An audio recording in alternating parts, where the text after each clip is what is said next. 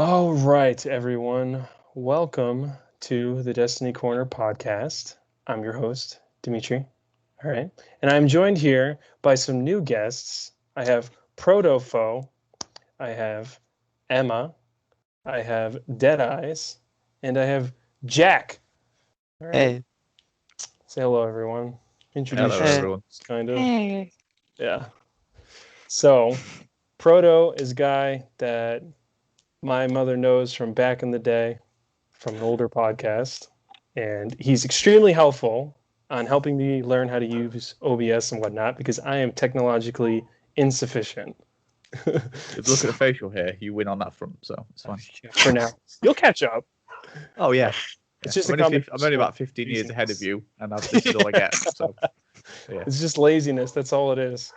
Emma and Jack are two people that I've known for years in my clan. Emma's no longer in my clan, but she's still my friend.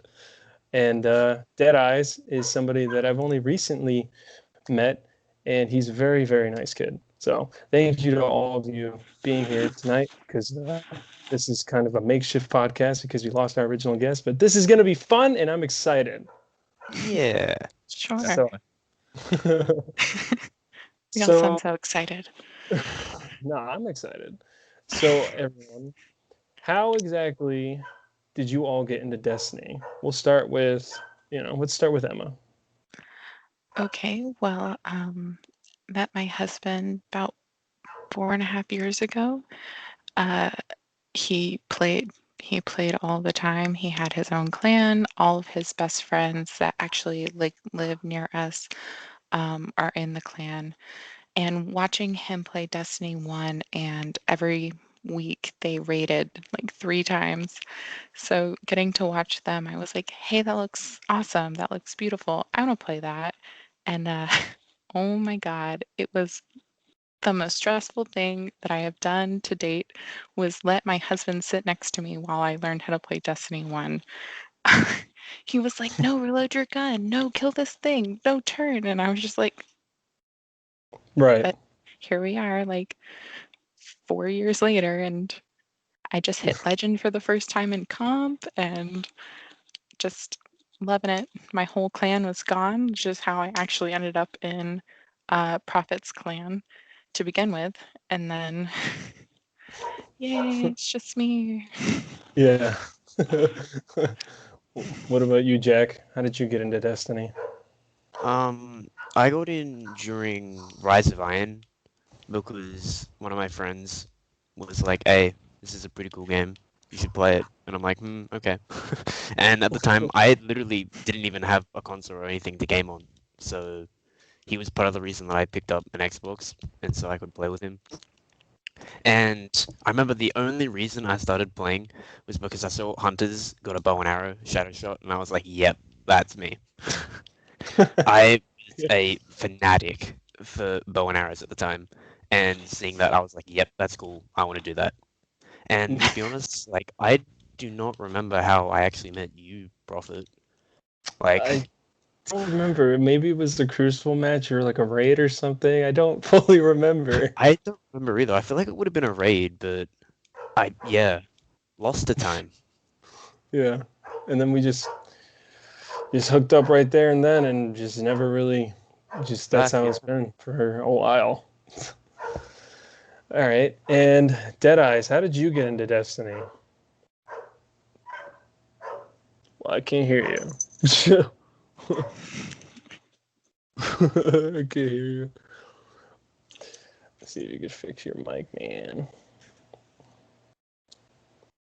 Don't worry, I'm the king of like technical difficulties. Trust me. All right. Proto teaching me how to use OBS is the funniest thing you could ever watch. Because hey, it's all good, man. It's all good. I'm sitting there going like, wait, what? You can do this with your computer? What? And you can do this and add this and what? This is like super confusing for me. What? Like, And made me feel feel Premiere old. Pro, so you'll be able to cut this bit out. It's fine. So. Yeah, right. Possibly. It's possible. Proto, how did you get into Destiny? Wow. So I'll be the obligatory alpha and beta person. So started literally played alpha and beta of Destiny 1. mainly because it was Bungie. You know, it didn't matter whether the game was definitely going to be good or bad. I'm a massive Halo fan, so they had my faith and trust without earning it in the respect of the space they were moving into. And then from there, moved into full retail. And that's how I met you. And I played, so I knew your mum anyway, but then I met you and your brother, and we did some like strike content quite early on.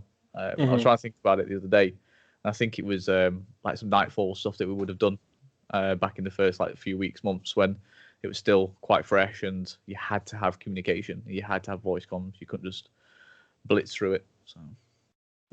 Yeah, way back in the day. I actually went through my screenshots on Xbox, and I looked through some of the first screenshots I've ever had on Destiny 1, and I saw that the first raid I ever did was Crota's End with my uncle, my mother, one of my good friends, my cousin, and my brother.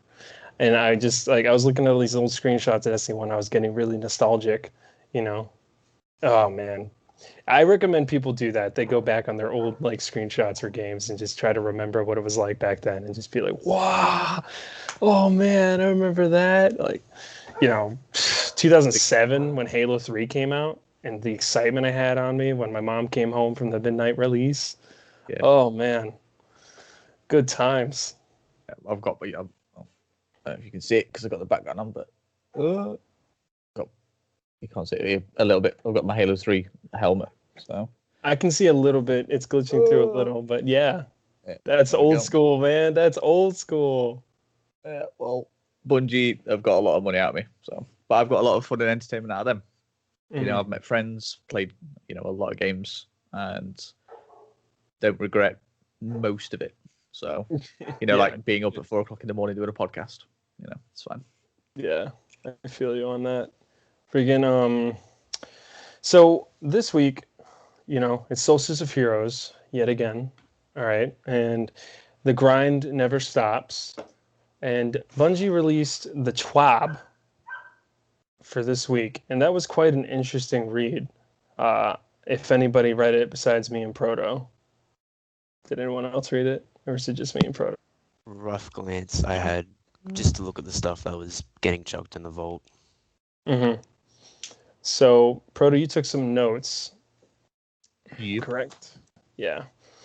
So we saw that strikes, all right, the strikes that are getting vaulted, such as the Pyramidion, the Festering Core, Savathun's Song, Strange Terrain, Will of the Thousands. Now, I don't think anybody's going to miss those 2 strikes.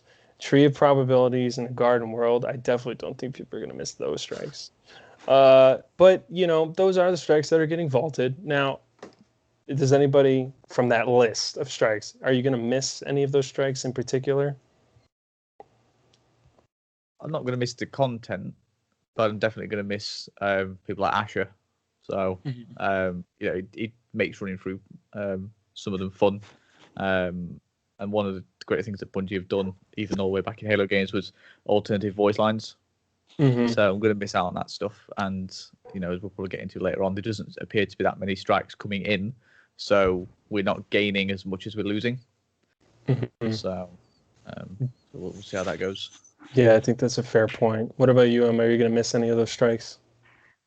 Oh, I'm in the same boat. I'm going to miss Sloan just because her voice is really annoying. But other than that, he's right. We're just not getting as much as we're losing, but I'm hoping that it's because they're making way for later on instead of just bombarding us with stuff to do.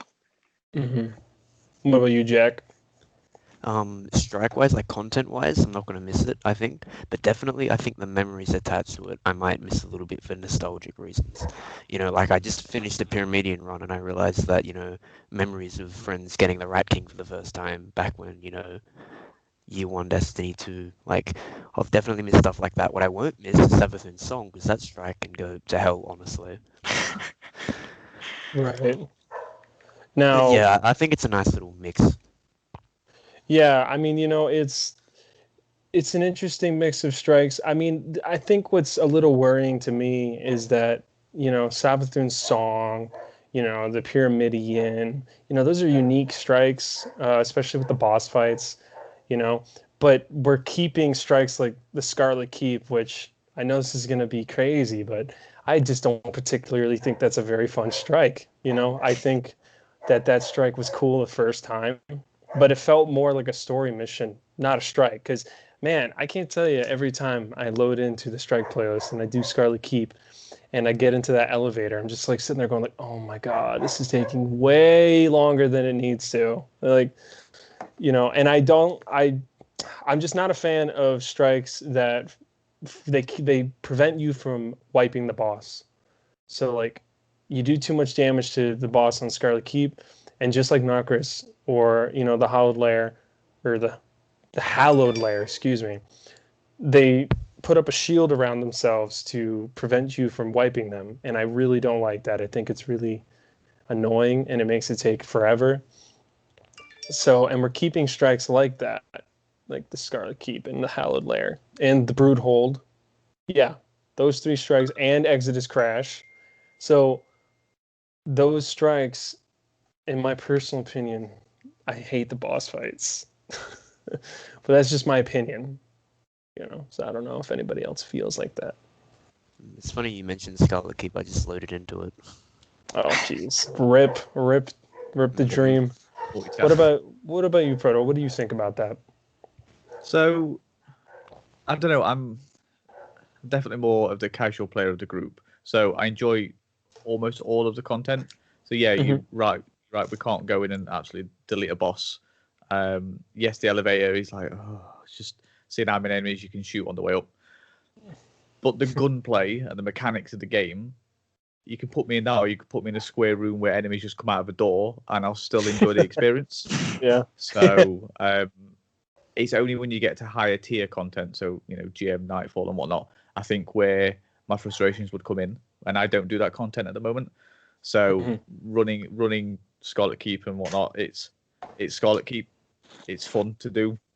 Going across the bridge, running on ahead while people take out the enemies behind me, so I can get to the end and try and take out the Shrieker before everybody else kicks in. Or my partner, she's got a rocket launcher, and she'll go ahead, she'll take out the Shrieker as soon as it spawns. Those little bits there, I enjoy. Those little bubbles of content and gameplay.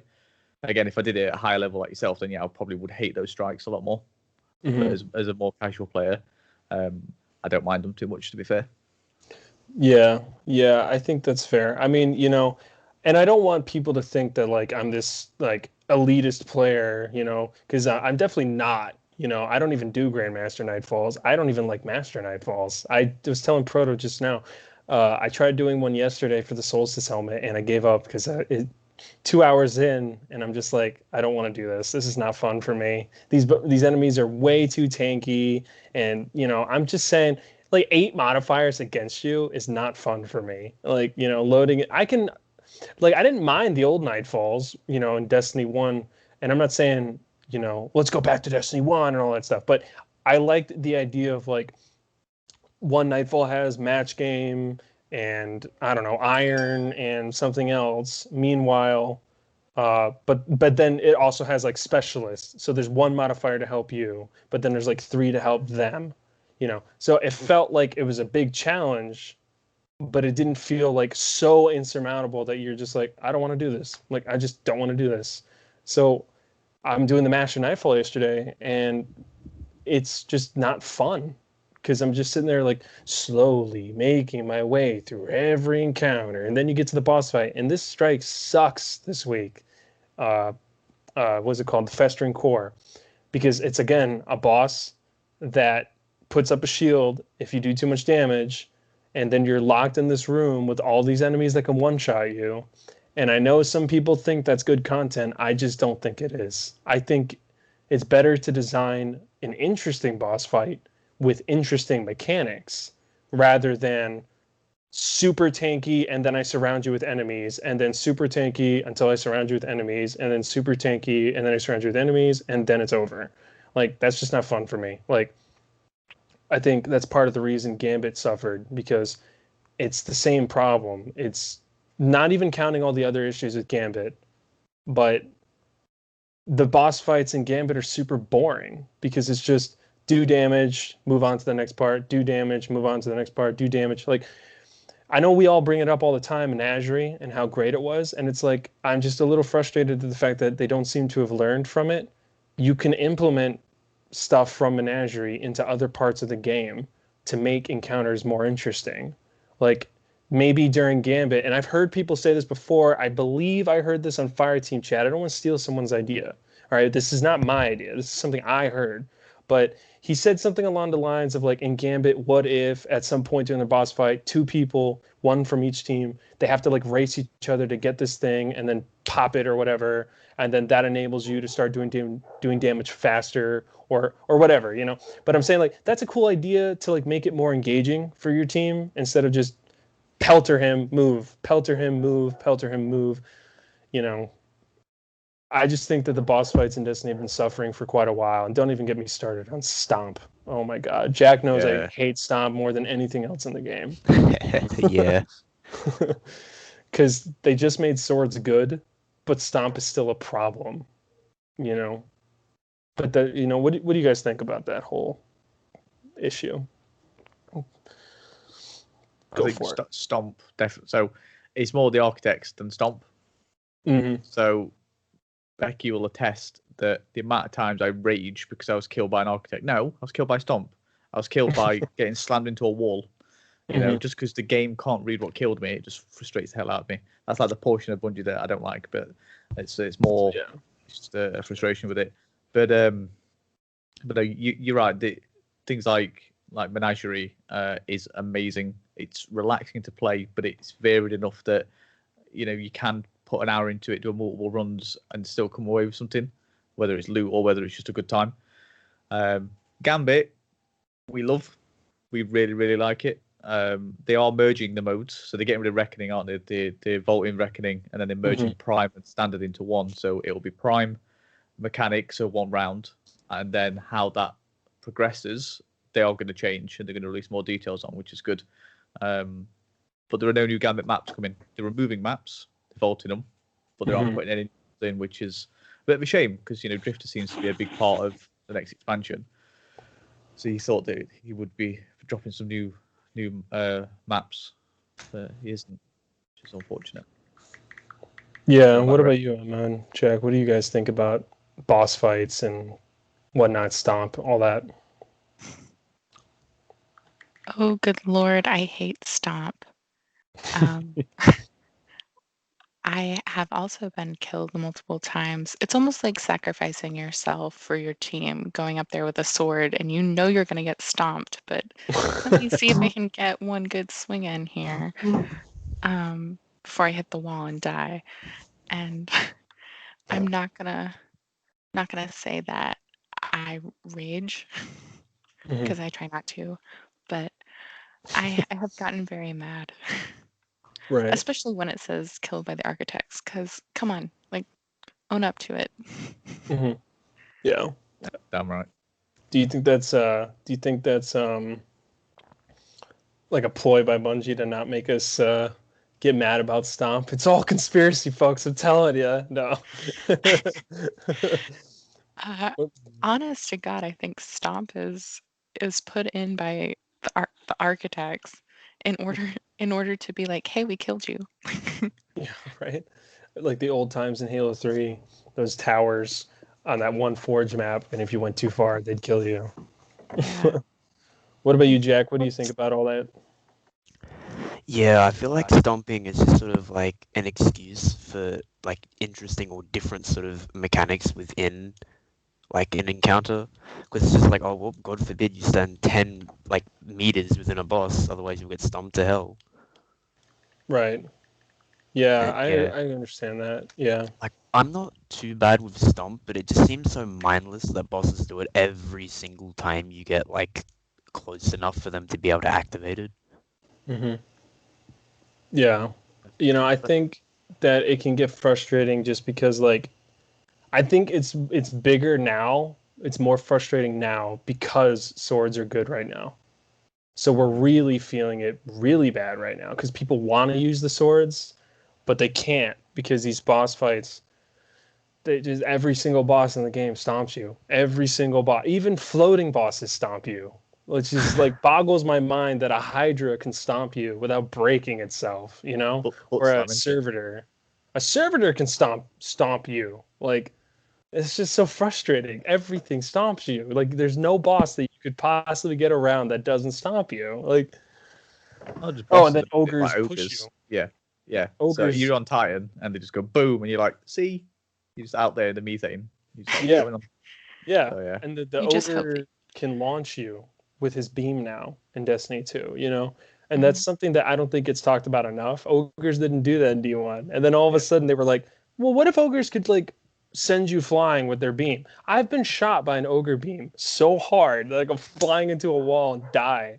And I was sitting there going, what just happened? and then You it know? just goes architects, and you're like, Yeah. no, it's not. It's not Yeah. architects.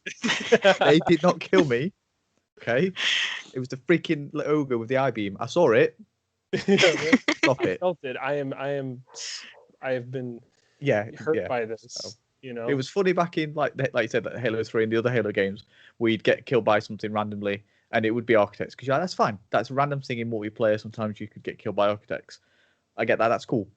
Mhm. This is not, Sloan just going on and on and on. And it's like, no, Sloan, stop it. It wasn't an Mhm. architect. It was you. Yeah. So Yeah, I agree. You know, it's frustrating because, all right, I think we've said enough about this subject without me getting really mad. I know the listeners would love to hear me lose my shit, but it's fine. You know, so tune into the let's move After on Hours podcast to for that. right. Let's move on to Gambit. So the TWAB says that Gambit and Gambit Prime are obviously going to be merged when Year 4 starts in November 10th. Now, the new version of Gambit, this is what Bungie said, will be similar to Gambit Prime as a single round face off with tweaked blockers, heavier moat drain, and some changes to the primeval fight. We will give more details on these updates before the revamped mode goes live next season.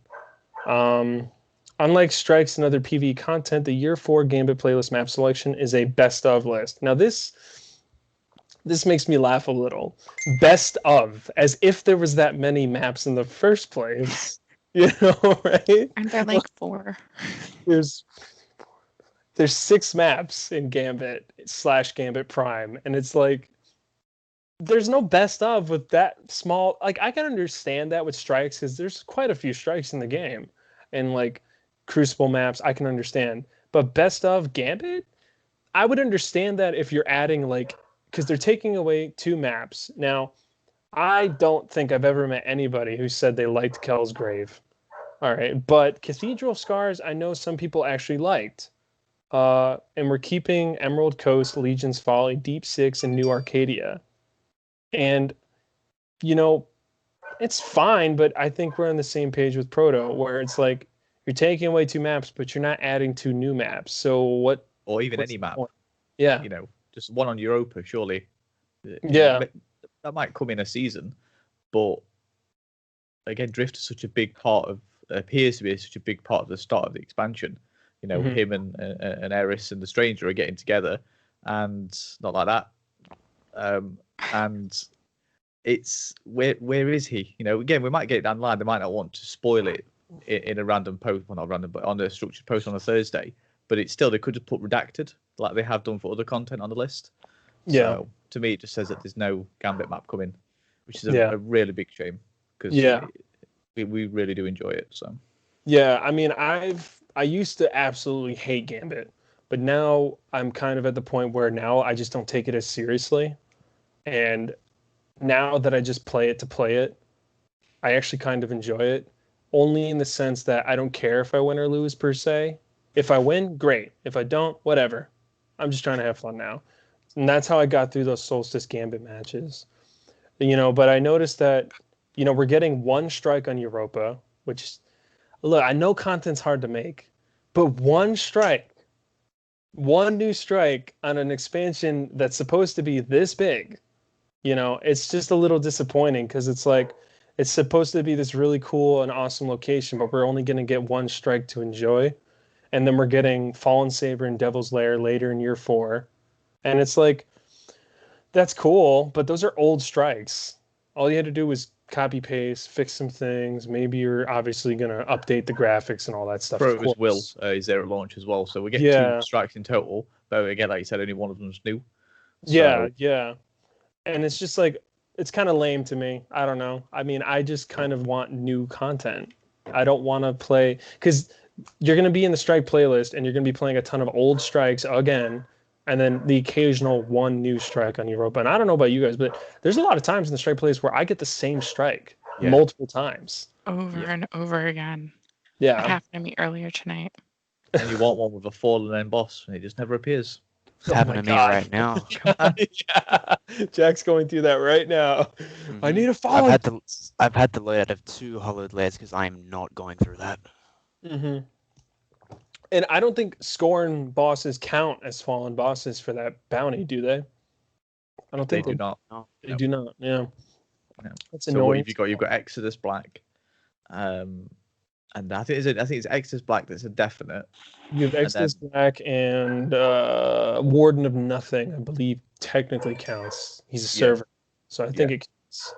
So you've got 2 out of a pool of what, 14, 15? Right now, given the strikes that haven't left yet, 1, 2, 3, 4, 5, 6, 7, 8, 9, 10, 11, 12, 13, 14, 15, 16, 17. 17. Yeah, it's not good odds, is it? Yeah, You just look at Zavala and go, no.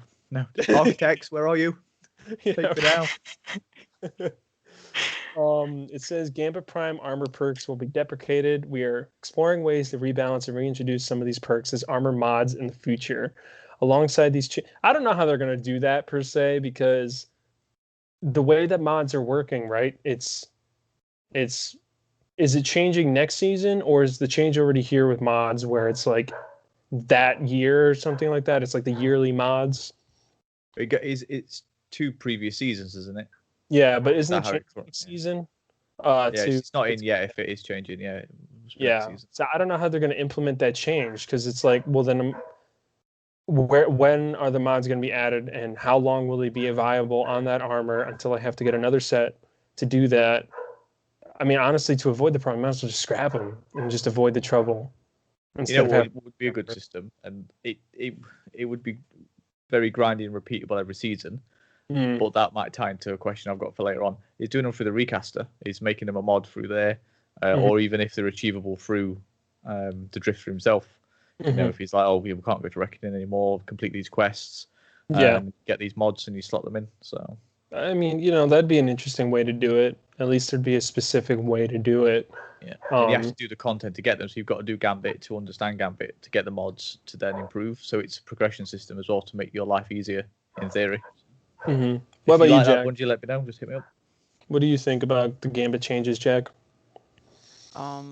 I mean, I'm not a huge Gambit player, really, so, again, I don't really care too much about what happens to it. I mean, if it makes it more interesting, then, that's great. I'll hop in and have a look, but otherwise, I'm not really too interested in that. Although one thing I did think about, which you mentioned earlier, about, that you heard a change that was mentioned that could happen, like having 2 members of each team, fight for, some opportunity. And then you also mentioned earlier about menagerie influences and different activities, and I can really see a kind of like gauntlet-like thing where they have a race. Yeah. I can really imagine that. I think that'd be a really interesting way to do it, and I think it would make you excited every time, You'd be like, oh, it's starting, let's do this, and that doesn't mean that the other part of the team can't do something. Like, they could also find a way for them to be involved too. Like, I'm not saying what they should do, I'm just saying that that'd be interesting, like, I so could see PvP. sorry. No, you go ahead with Gambit while I get the PvP rating. No, I was saying I could really see while one person's running through a gauntlet-like thing, you have the other 3 players doing stuff in order to open up pathways for them or something. Yeah, I think that'd be interesting. I think that'd be fun, and I don't think people would ever really get tired of it. Yeah, it'd be better than just killing a couple wizards and then doing damage over and over again. And we have these 4 different classes that they've introduced, and you could have a separate class known as like the runner or something, where they have like, I don't know, a speed bonus for like a short duration. I don't know. Yeah, I mean, I think it would make it more interesting. So we have changes coming to PvP as well. We're losing quite a lot of maps. And so far, we're just going to get... it doesn't look like we're getting any new maps, as far as I could tell. Let's have a quick look. Yeah. I like playing Crucible, but I'm not like, oh, Crucible. Yeah. So, I see that we're losing Meltdown, Solitude, Retribution, The Citadel, Emperor's Respite, Equinox, Eternity, Firebase Echo, Gambler's Ruin, Legion's Gulch, and Vostok. We're keeping all the other Destiny 2 maps, and we're keeping those 4 Destiny 1 maps that we already have: Twilight Gap, Rusted Lands, Exodus Blue, and Bannerfall. Now, I know that a lot of people don't like Equinox and Eternity, but I personally love Equinox and Eternity, and I'm sad we're losing them because I love that Trials of the Nine aesthetic. But this is the same issue that we were just talking about. We're losing a ton of maps, but we're not getting anything new. So we're going to be playing Crucible in all the same stuff over and over again. And, I don't think I'm reading this wrong, because these notes don't say we're getting new maps from or Europa. redacted or anything like that. Like it does for the raid and the strike. It says redacted. So Yeah. Gambit and Crucible seem to get in the short end of the stick. Yeah, it's really disappointing, because how do you bring in an awesomely cool location like Europa and not do any Crucible maps? It's just, to get people to care about the new content, they have to be playing stuff that includes that new content. They have to be playing a Crucible map that's on Europa. They have to be playing a Gambit map that's on Europa. They have to be playing strikes that are on Europa to make people care about Europa. And they keep talking up the location. You see it on every trailer. They're always like, this would be this awesome new location. It's going to be great. You're going to have so much fun. And it's like, but we're not going to be playing any PvP there. Yeah. Are you sure about that? And not only are we losing a ton of maps and not gaining anything, but we're also losing like half the Crucible modes. We're losing Supremacy, Countdown, Lockdown, Breakthrough. That can leave. I don't care about that one. Does anyone Doubles. ever play Breakthrough? I was under the impression it's just used for kill lobbies right now. I got stomped by an ogre once and I ended up there, but apart from that, no. Oh, Yeah, jeez. I'm also confused as well. Like, they're getting rid of doubles. Like, I Yeah. was convinced that was already gone. When's the last time you've seen doubles? Right? Doubles Oh, is it's never been a ever long really time. around, except for Crimson Days. Now, Momentum Control and Scorched have an asterisk that Proto pointed out to me. And this asterisk implies that it will return from the DCV at some time during year 4, but we don't know when. Now, this is still really worrisome to me, because, look, Momentum Control and Scorched, yeah, I like those modes. They're fun. Momentum Control's a lot like SWAT from Halo, and that was my favorite mode in Halo. But doubles?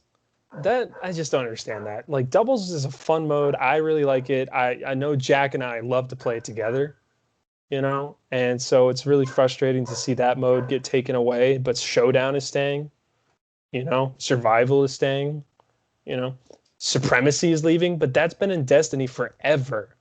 That's one of the OG Destiny modes.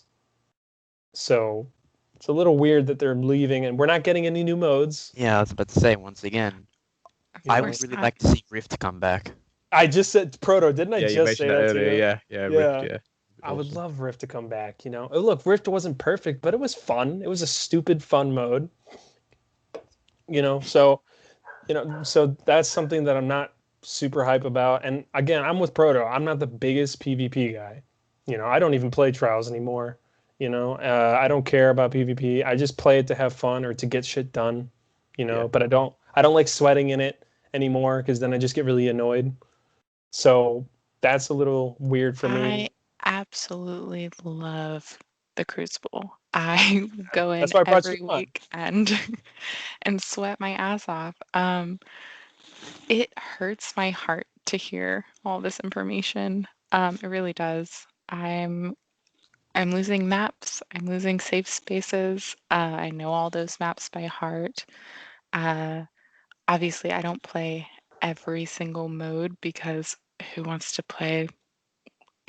Who wants to play them? Like, there's some that are just those can go away. But why? Why are you trying to kill my PvP experience and not give me anything fun to play. Like Prophet was saying, I'm not gonna get a new map on Europa, and I'm not gonna get to experience learning a new map.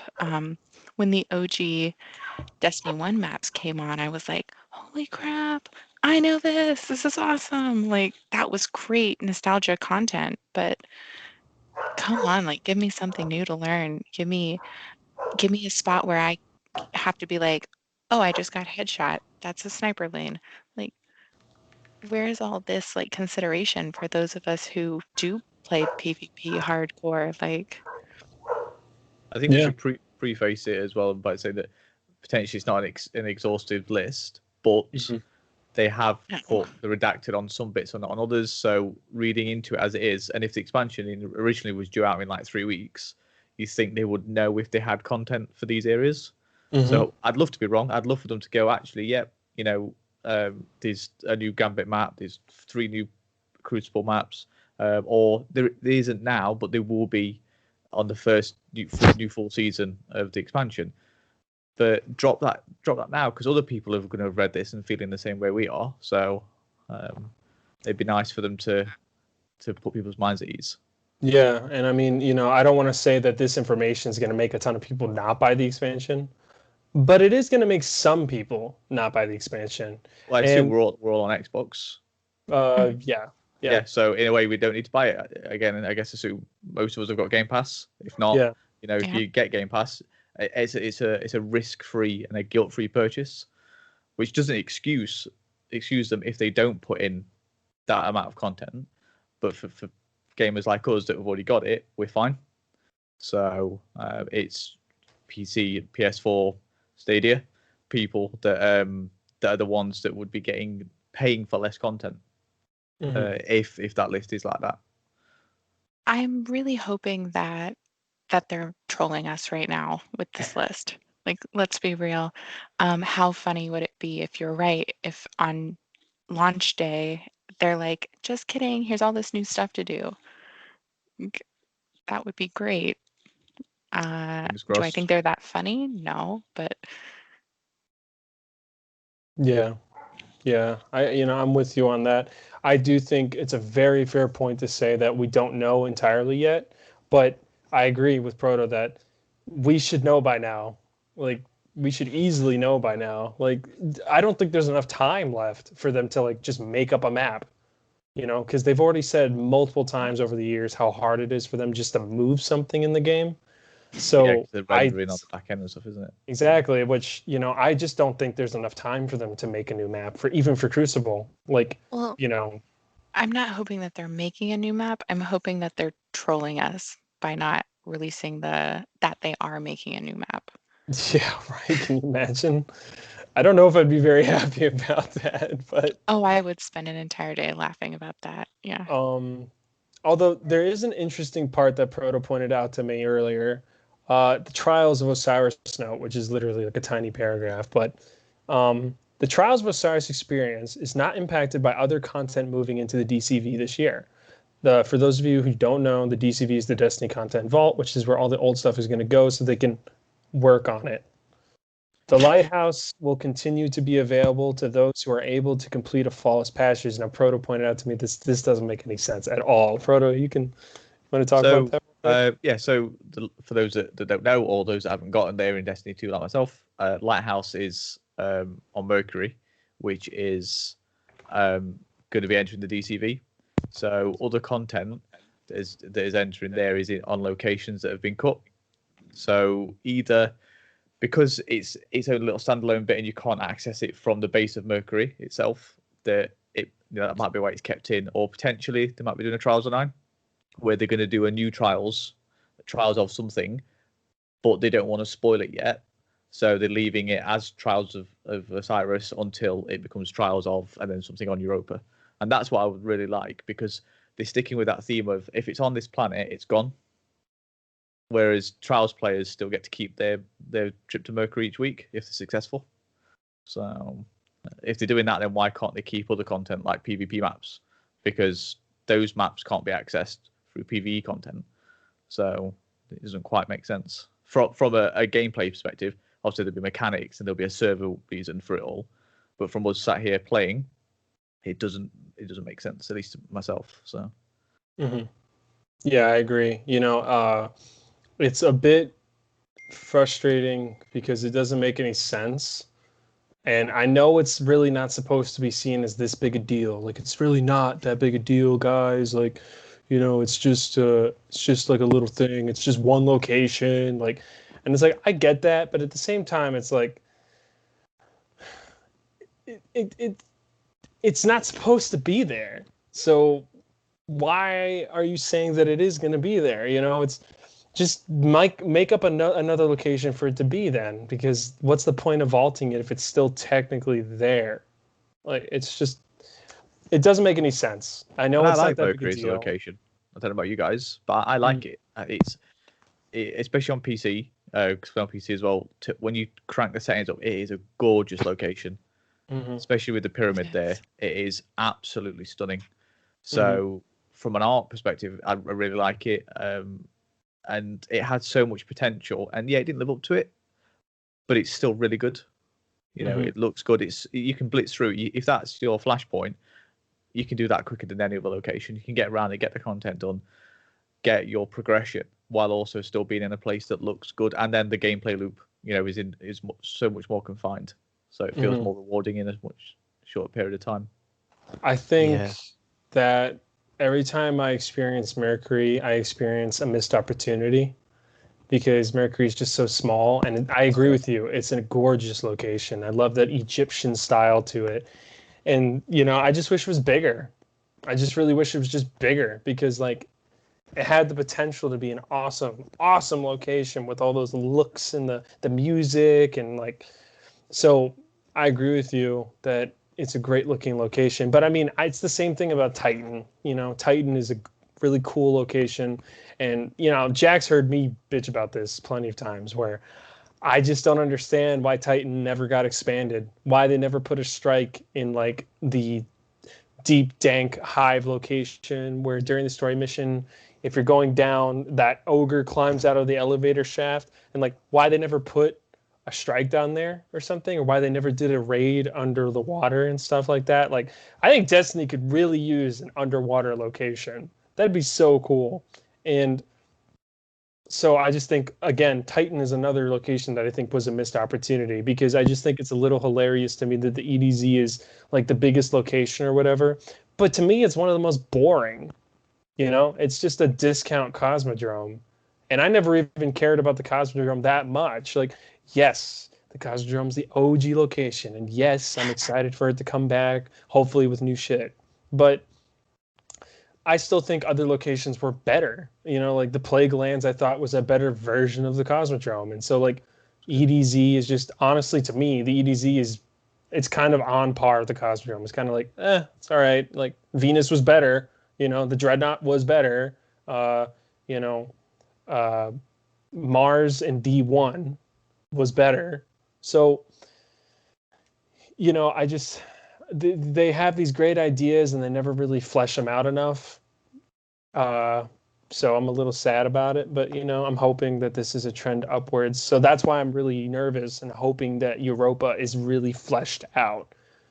Don't just make it a empty location that I just do a patrol in, or I use to get to this location to do this mission, or we load in here real quick to do a strike, and then we leave the location real quick, or you load in to do the raid. I want this to be like a true location that really feels like there's shit going on. I feel like Destiny's been having that issue for a while, where these locations just feel kind of soulless in a sense. Like, I don't feel like Destiny's ever used its NPCs correctly, or at least to their fullest potential, at least. Because, like, I don't want to bring up too many comparisons with the Division 2, because I think they're very, they're both open world looter shooters, but they're very different games. But if anybody has played Division 2, the story mode, they know that with the current game and then the DLC, they found a pretty good way to use NPC characters to help you on the story version of the missions. Now, obviously, you can replay harder difficulties with different enemies and blah, blah, blah. But On the main story versions, you fight with other agents plenty, which is really cool and really fun. And every Destiny main story mission has that, but they don't do that in all the other missions. And I just think that's kind of like another missed opportunity, because if we could get NPCs, and I'm not saying let's get the main actors involved, because like I'm sure it costs a lot of money and it costs a lot of time, but getting Red Jacks to help you out in a mission, not even the whole mission, but parts of it, like stuff like that, I think would really help you feel like stuff is going on. Having Red Jacks and stuff like that in the actual open world zones. I mean, you do see a little bit of that in the beginning, like the opening mission to Shadowkeep. You do see these, like, robots kind of shooting rocket launchers all over the place. Yeah, and, that's something I think could be implemented in the game more, because it would make the world feel more alive, in my opinion, What do you think? Yeah, I agree. Icor is there. Sorry, go on. Oh, I'm sorry. I was actually just doing a strike on the Tangled Shore earlier tonight, where that story mission where the NPCs do help you on the Tangled Shore and they like escort you around.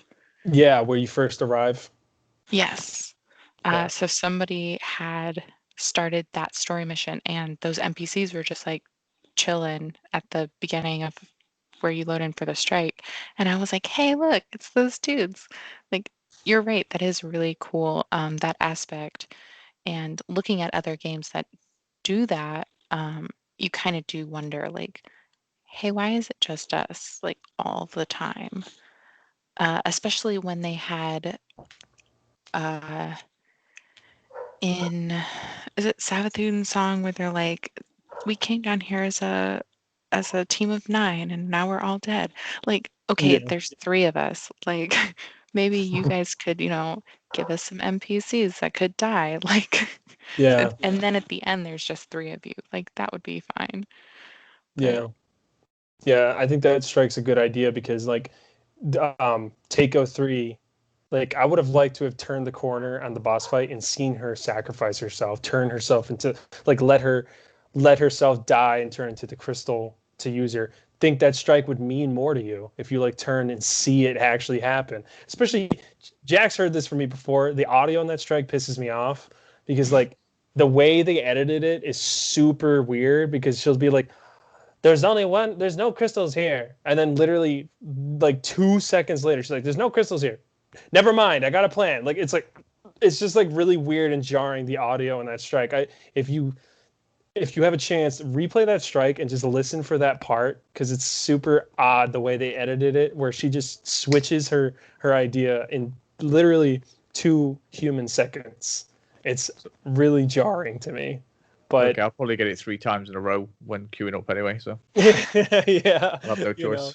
But I think that's a very fair point, because it's like, they came down as a team of 9 guardians, and they got their asses handed to them. But because we go down there with our friends, it's no problem whatsoever. And it's like, I would have yeah, I agree. I want to see these guardians maybe in the background. It's scripted, totally fine with me.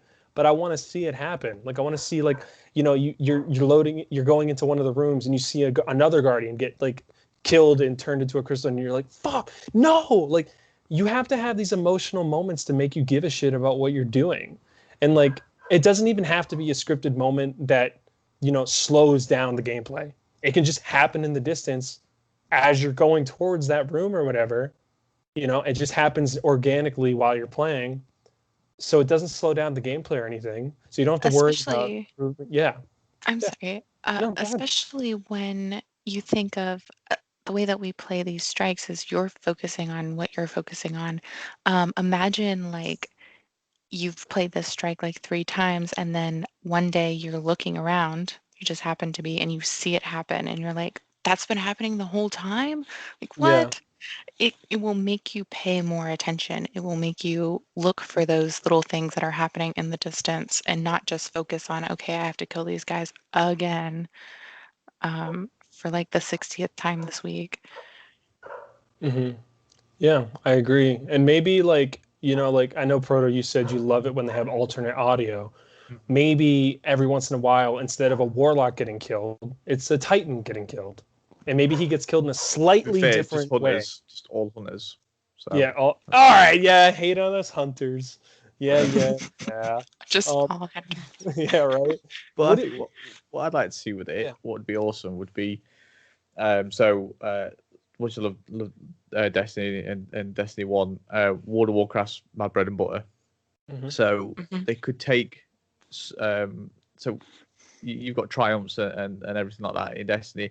There are aspects and mechanics in World of Warcraft where if you do things in a certain amount of time, NPCs can live or certain events are triggered. So imagine going into that strike for the first, so Savathun Song, first few weeks, whatnot, we're not powerful enough to save any of those 9. But now we've got the power level where we could get in and we could get to the point, and the last one will always die because it's the emotional anchor of the strike. Mhm. But the others we could save, and she can be aware that we're saving them. We managed to get through, but we can't defeat the final boss unless somebody sacrifices themselves. We can't do it.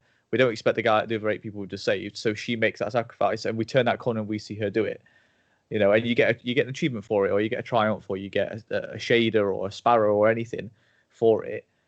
They're things that make you want to replay content more than the gameplay loop, which is as good as it is. That feeling of power progression would be awesome, and that's a perfect example of a strike where you could do it because that 9 of the Guardians have fallen, and we've come in. We've lost all our light, we've lost all our power, rediscovering ourselves, rediscovering our powers, we're rebuilding humanity. Yet we're kicking arse where 9 of the Guardians failed. So, and I know it's not easy. I'm not a game developer. I can't go, oh, it would be easy to do this. Mhm. But imagine how that would be. It would, Mhm. yeah. And You imagine would- how that- the that power content creators progression. would praise it. Yeah. Everybody would praise it for its level of detail. Yeah. And I know people say it's just a strike, but it's like, to me, strikes are my bread and butter. I love strikes. I loved strikes in D1. I still really like strikes, even though there's a lot of them that I'm not super happy with. And it's not even like I hate like a lot of these strikes. I just hate aspects of the strikes. Like the boss fight, I don't think is the most fleshed out, but I enjoy the rest of the strike. I still think Inverted Spire is one of the best strikes in Destiny 2 because it feels like a strike. Everything about that strike is really good. The location that you're going through changes.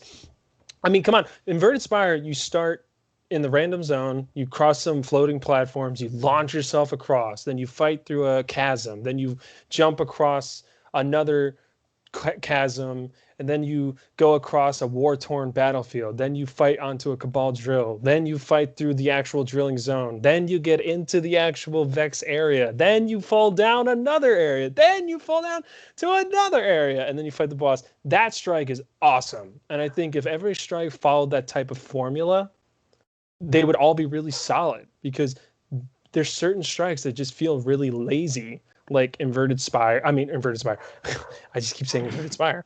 The 2 strikes from Curse of Osiris.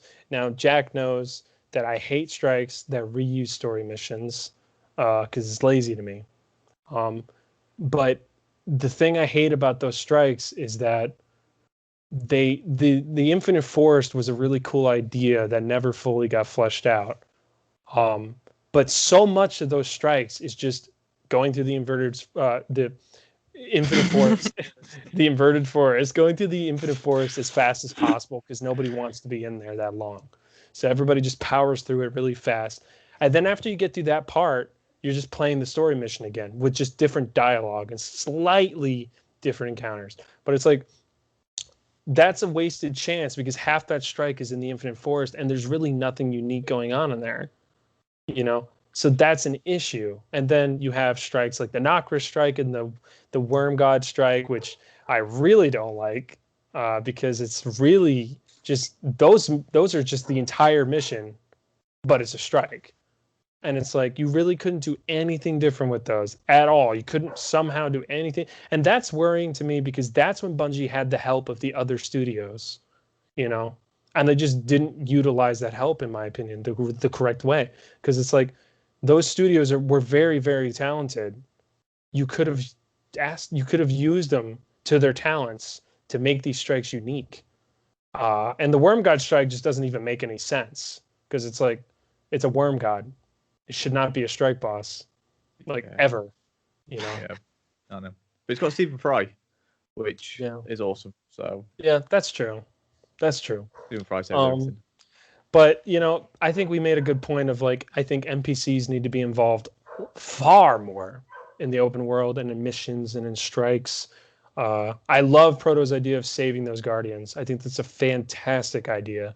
Uh, and so you know that it's a little worrying to me because you know this is a company that built itself off of Halo, and I'm not saying I want Halo and Destiny, but Halo did such a good job of getting NPCs involved, and I remember playing Halo and being devoted to getting my Marines through a mission unscathed. I would restart checkpoints just because I lost a Marine or an elite or a grunt. Oh God, Halo 2 when I would have a freaking when you does everybody remember that mission in Halo 2 where you first start out as the Arbiter and you're assaulting that facility? Yep. Yeah, and you have the stealth grunts and the stealth elites. Dude, I would restart that mission so many times to protect my little grunts, you know? And so I think that's something that Destiny could really use because it's stupid, yeah, but it's like it gives you something to give a shit about because you're like doing the activity and you're like, no, no, no, I have to protect my red jacks. You know, I have to protect the civilians. You know, I can't let any of them die. You know, so like that's how I'd be. I'd be like, I'm Master Chief. I can't let these Marines die. I can't let the ODSTs die. That's my job. Like, you know, I think it would really help. I mean, Jack, what do you think about that? Because he hasn't said. He's Yeah. doing Scarlet Keep for 14th time. Yeah. I mean, yeah, I think like anything that makes the gameplay like a lot more engaging and worth it, because like no one likes to hear, oh yeah, let's grind strikes, because yeah, it just gets to a point where it's mindless. You just walk through, stomp the boss, the boss stomps you back, you stomp it again, and then it's dead, Mhm. and then you load it up again. There's nothing to consider. But with that sort of stuff, like where they've introduced these champion sort of mechanics where you get like, you know, silver, gold, platinum rewards for defeating champions, you could have a similar system for protecting civilians. If you protect all of them, you get platinum rewards, you get more. So I reckon that could be It's definitely a great cool now. Yes, implementation. definitely. Yeah, and I think now Jack has heard me say this a lot, and he'll attest to it. The Last City is not involved in the game enough, and I was saying this to Emma, and she can agree. Yeah. Um, the Last City is not involved at enough at all, not even close. And I think that's the biggest. That's actually one of the biggest problems I have with Destiny right now. And I don't want people to think I'm being negative about Destiny, but I think it's important to lay out a lot of the concerns we have with the game. And narratively speaking, why should I care about the Last City if I've never truly experienced it? You know, World of Warcraft makes you care. And I played World of Warcraft when I was in middle school, and I gave a shit about certain areas in World of Warcraft because you actually go to those areas and you experience those areas and the villages and the cities and all that shit. You know, and you know, and this can go for a lot of different games. Final Fantasy 14, you know, Two Worlds. I know a lot of people don't remember that game, but Two Worlds I really Advanced Horse liked. Combat. That Dude, one. that's a fun game. Yeah. And that game you experience the villagers and you can go experience all these different NPCs and all these different locations. You really give a shit about them. So why should I want to protect the Last City if I've never really truly experienced it? And I was telling this to Emma, the Solstice of Heroes the first year when you went down to that plaza that Ikora was in, what a waste of an awesome space. This massive plaza that you go to once. You know what I mean? You remember, Emma. Yeah. So how about they has anyone else realized that they're reusing the soundbite for Solstice this year from the first Solstice, where we actually went back and relived our glory moments of uh like original D2 story missions? And Mhm. like that makes me so mad. Because like she's like, "Oh, how did you enjoy reliving those memories, those gloriful memories?" Like, well, I didn't. So, but on that note, with the last city and with NPCs, actually, I feel like they actually missed a huge opportunity in during the Red War to create a sort of, I mean, it could have been a strike, it could have been even like a raid where they could have created us escorting people to the last city. People who were displaced after the tower got destroyed, like all sorts of things, especially when you run through the original story missions. And you're right, or you were talking about this a few weeks ago on your podcast, where you run through the last city and it's being destroyed, and you get to see all this stuff happening. What happened to those people? Like, did we ever rebuild? Why did we never go down there and help them rebuild or help them get back to their homes? Like, I don't understand as guardians why we wouldn't be doing that. We're supposed to be protecting these people. Mm-hmm. And I think it's a good idea because does everybody remember that Zavala trailer from way back when Zavala first gets rezzed? Yeah. Mhm. You remember near the end when Zavala is watching them rebuild they're all building the walls, and the young Amanda Holiday's right next to him, and she's looking up at the ship and it's flying up, and so that's supposed to show you that Guardians inspire hope in people. But it doesn't really ever feel like that to me because, one, I personally think the tower is stupid. I've never really cared for it. I think in Destiny 1 it looked better, but I never cared about the tower because it wasn't in the city. The tower should be a place in the actual city with shit going on around it, because that would make people care. Because the plaza idea, that plaza that Ikora's in, you could expand the two buildings on the side to have vendors inside them and stuff like that. Because obviously the plaza is not big enough to hold everyone. But the plaza, I think, was such a good idea because it's actually in the city. You can see the actual city down there. It's like that It's like that Crucible map, Midtown, where you're in the actual city. That would make you care, and having NPCs around, maybe a marketplace and stuff, and ships are flying by, maybe the occasional your actual ship. I think it'd be really cool if everybody remembers the original footage from Destiny 1, where the original idea was that your ship would actually drop you off in the patrol zone or whatever. It would fly in, you'd transmat out, and the ship would fly away. That would be so cool if it flies into the plaza and drops you off if you transmat down. And that would be great if it was in the rest of the game, but that's just my opinion. But, I just think that the game is sorely lacking a way to make you give a damn besides lore. And don't get me wrong, everybody who knows me knows I love lore. But that's not enough. You need something in game because not everybody's like me. Not everybody reads all the lore. Not everybody cares about reading all that shit. It's the same issue that the Grimoire had in D1. Not everybody was going to read that. So there was plenty of shit that people didn't even know. So having a social space in the actual location, I think, would make people really be emotionally invested in whatever's going on. I mean, Phantasy Star Universe from back in the day had 3 different social locations, all in realistic social locations. One was in a shopping mall / spaceship, and one was in a Asian town atmosphere with fountains and shit, and one was in another location I can't remember. But I just don't like the tower because it just feels really lifeless to me. It's just the top of a tower where you run around and grab shit, and you hear conversations in the background that don't actually mean anything. And so I just think that Destiny really needs that emotional weight to it. And I think you make a really good point of missions in the Red War, I think, were needed in the city, evacuating the city. Not just us running away. I think it would have been better if we go to this tower, we did all that shit in the tower, but instead of Amanda picking us up and attacking the ship, I feel like Amanda should have dropped us off, and we work with Shaxx and other people to get citizens out, to get them through the wall and get them out. And then you eventually find out where the actual ship is, where this signal's coming from, or whatever the fuck. And then Amanda comes and grabs you and you go and attack. Because then you'd actually care. Because I remember the first trailer was the citizens are crying, and you're like, oh shit. And then that never really went anywhere. So it's why do I care? But I mean, you guys get me going on for 2 hours about how we got our powers back too quickly. We got our powers back way too fast. Yeah, we did. Yeah. What do you think, Proto, about this Well, idea? So I love the idea of us escorting civilians and stuff out. I think the twist on it I'd put is it would be after we've lost our powers. So Okay, yeah. So it would then become a typical FPS.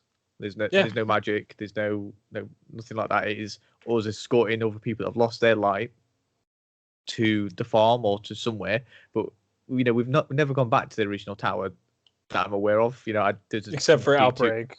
Yeah, Yeah. but there's Yeah, a chunk of D2 that I've missed. So in case there was like a seasonal bit where we went back, but going back and seeing it, because all our stuff was in the vault and it got destroyed, and that's a way of going. We're not bringing your gear over, but there's no reason why we could have still gone back and seen seen Galahorn snapped in half, being broke, anything like that. Go and visit the original Vanguard area and see the table and all the old kiosks and stuff. We could have done that.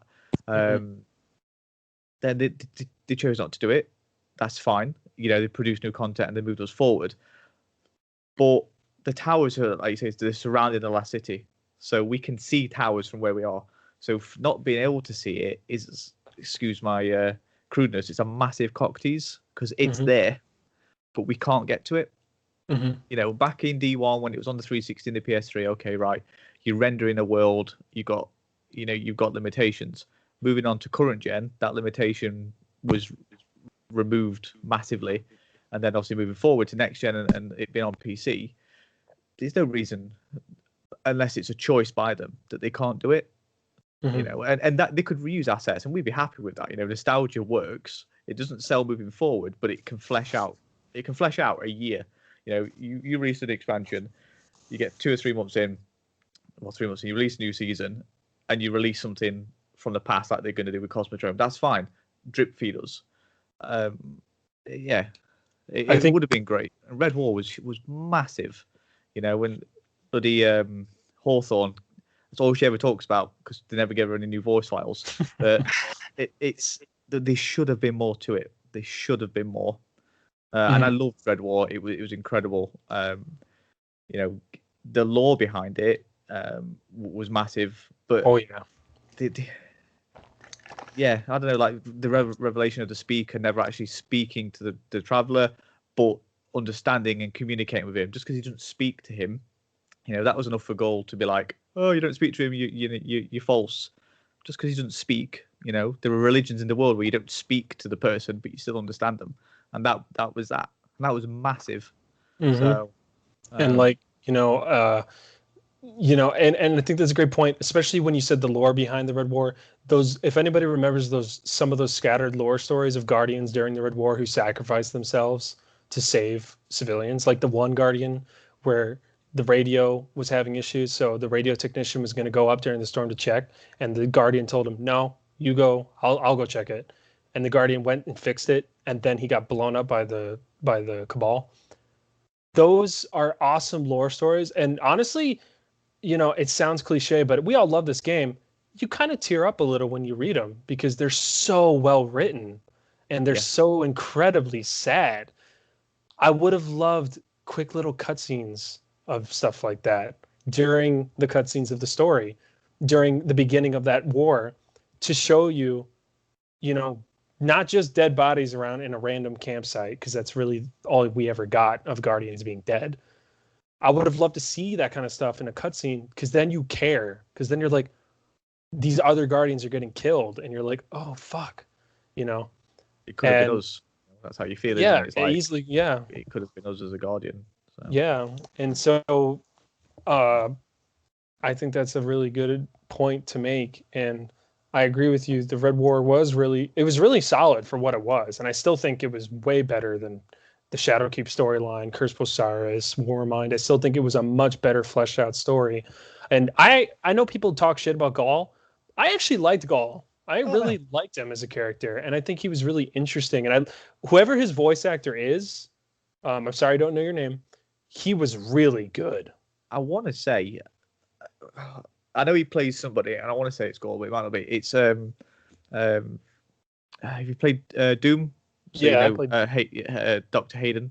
Yeah, it's him. I want to say that's him that voices Gaul. He definitely voices a Cabal in D2. He's got a very unique voice, but yeah, he does it, and yeah, Call is whatever he awesome. delivers, you listen. So Yeah, especially that mission, the final mission. If it's ever on the replay missions playlist, I highly recommend people play it and just record the cutscene where he is like gaining the traveler's power and he turns around.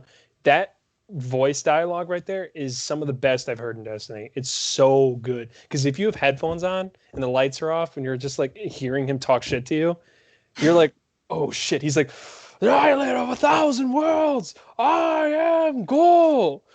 And like, and then he says something else, but it's like, it's so good. Whoever that voice actor is, I would love if they kind of found a way to reuse him because he's so good. I mean, it's like Oryx. Oryx's voice was so commanding. And you're just like, oh fuck, your light, give it to me. And you're sitting there going like, oh fuck. Like, like that's just really cool. And I'm really excited to see who voices Savathun, as I don't know if we've heard her voice yet. I don't believe we have, and I'm really excited to see who they voice her with.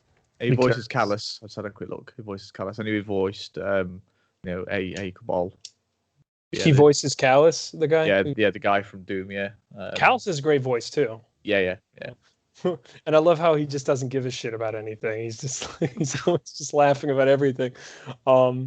But I mean, Destiny's always been good with his voice acting. Although I think we did this on a previous episode where I wasn't happy that they replaced Nathan Fillion as Cade for that one mission where it's like you really couldn't get Nathan Fillion to just voice a couple lines from his house, for his final mission. It's just a little rude to me. And also, like, I still think Cade's death was just a marketing tool. It doesn't resonate now anymore. Like, I think I just don't care as much now because it's like it's been so long and it just, I don't know. I'd love for him to come back, but it would be back as Cade 7, unless because we're going to the Deep Zone Crypt that we may find a way of bringing an EXO back without the wiping. So yeah, but I mean, he also said in the lore he doesn't want to come back as Cade 7. Yeah. I mean, when it first happened, I definitely was like really emotional, but now 2 years later, it's just like coming on 3 years later, right? Yeah, 3 years later. Yeah. It just doesn't mean as much to me because it would have meant more if they didn't freaking tease it right before it came out. Yeah. I wanted that to be a surprise. Switch. Yeah. But what do you think, Emma? Because you play Hunter, I play Hunter, Jack plays Hunter. Really? Oh god. Yeah. Thought it was you. You're surrounded. Let's be real right now. I am not, you're right, I'm not emotional about Cade's death anymore, although I am still holding on to my ramen ticket because if it's not in my inventory, I might cry. I am so upset that we never did get another Vanguard Hunter, and I have a lot to say about a little bit ago in your conversation, but it just hurts my heart that you're right. They didn't need to kill Cade. But then it just kind of felt like they were like, F you, hunters, like we don't care about you anymore. Yeah. Especially when it started to do grudge matches and the Olympics and all of these things kept happening. And we're like, hey, we're hunters. Like Yeah.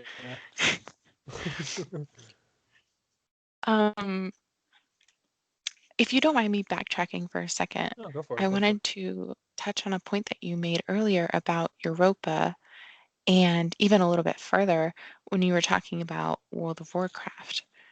I used to play World of Warcraft as well, and going in there, you get dropped into your starting base.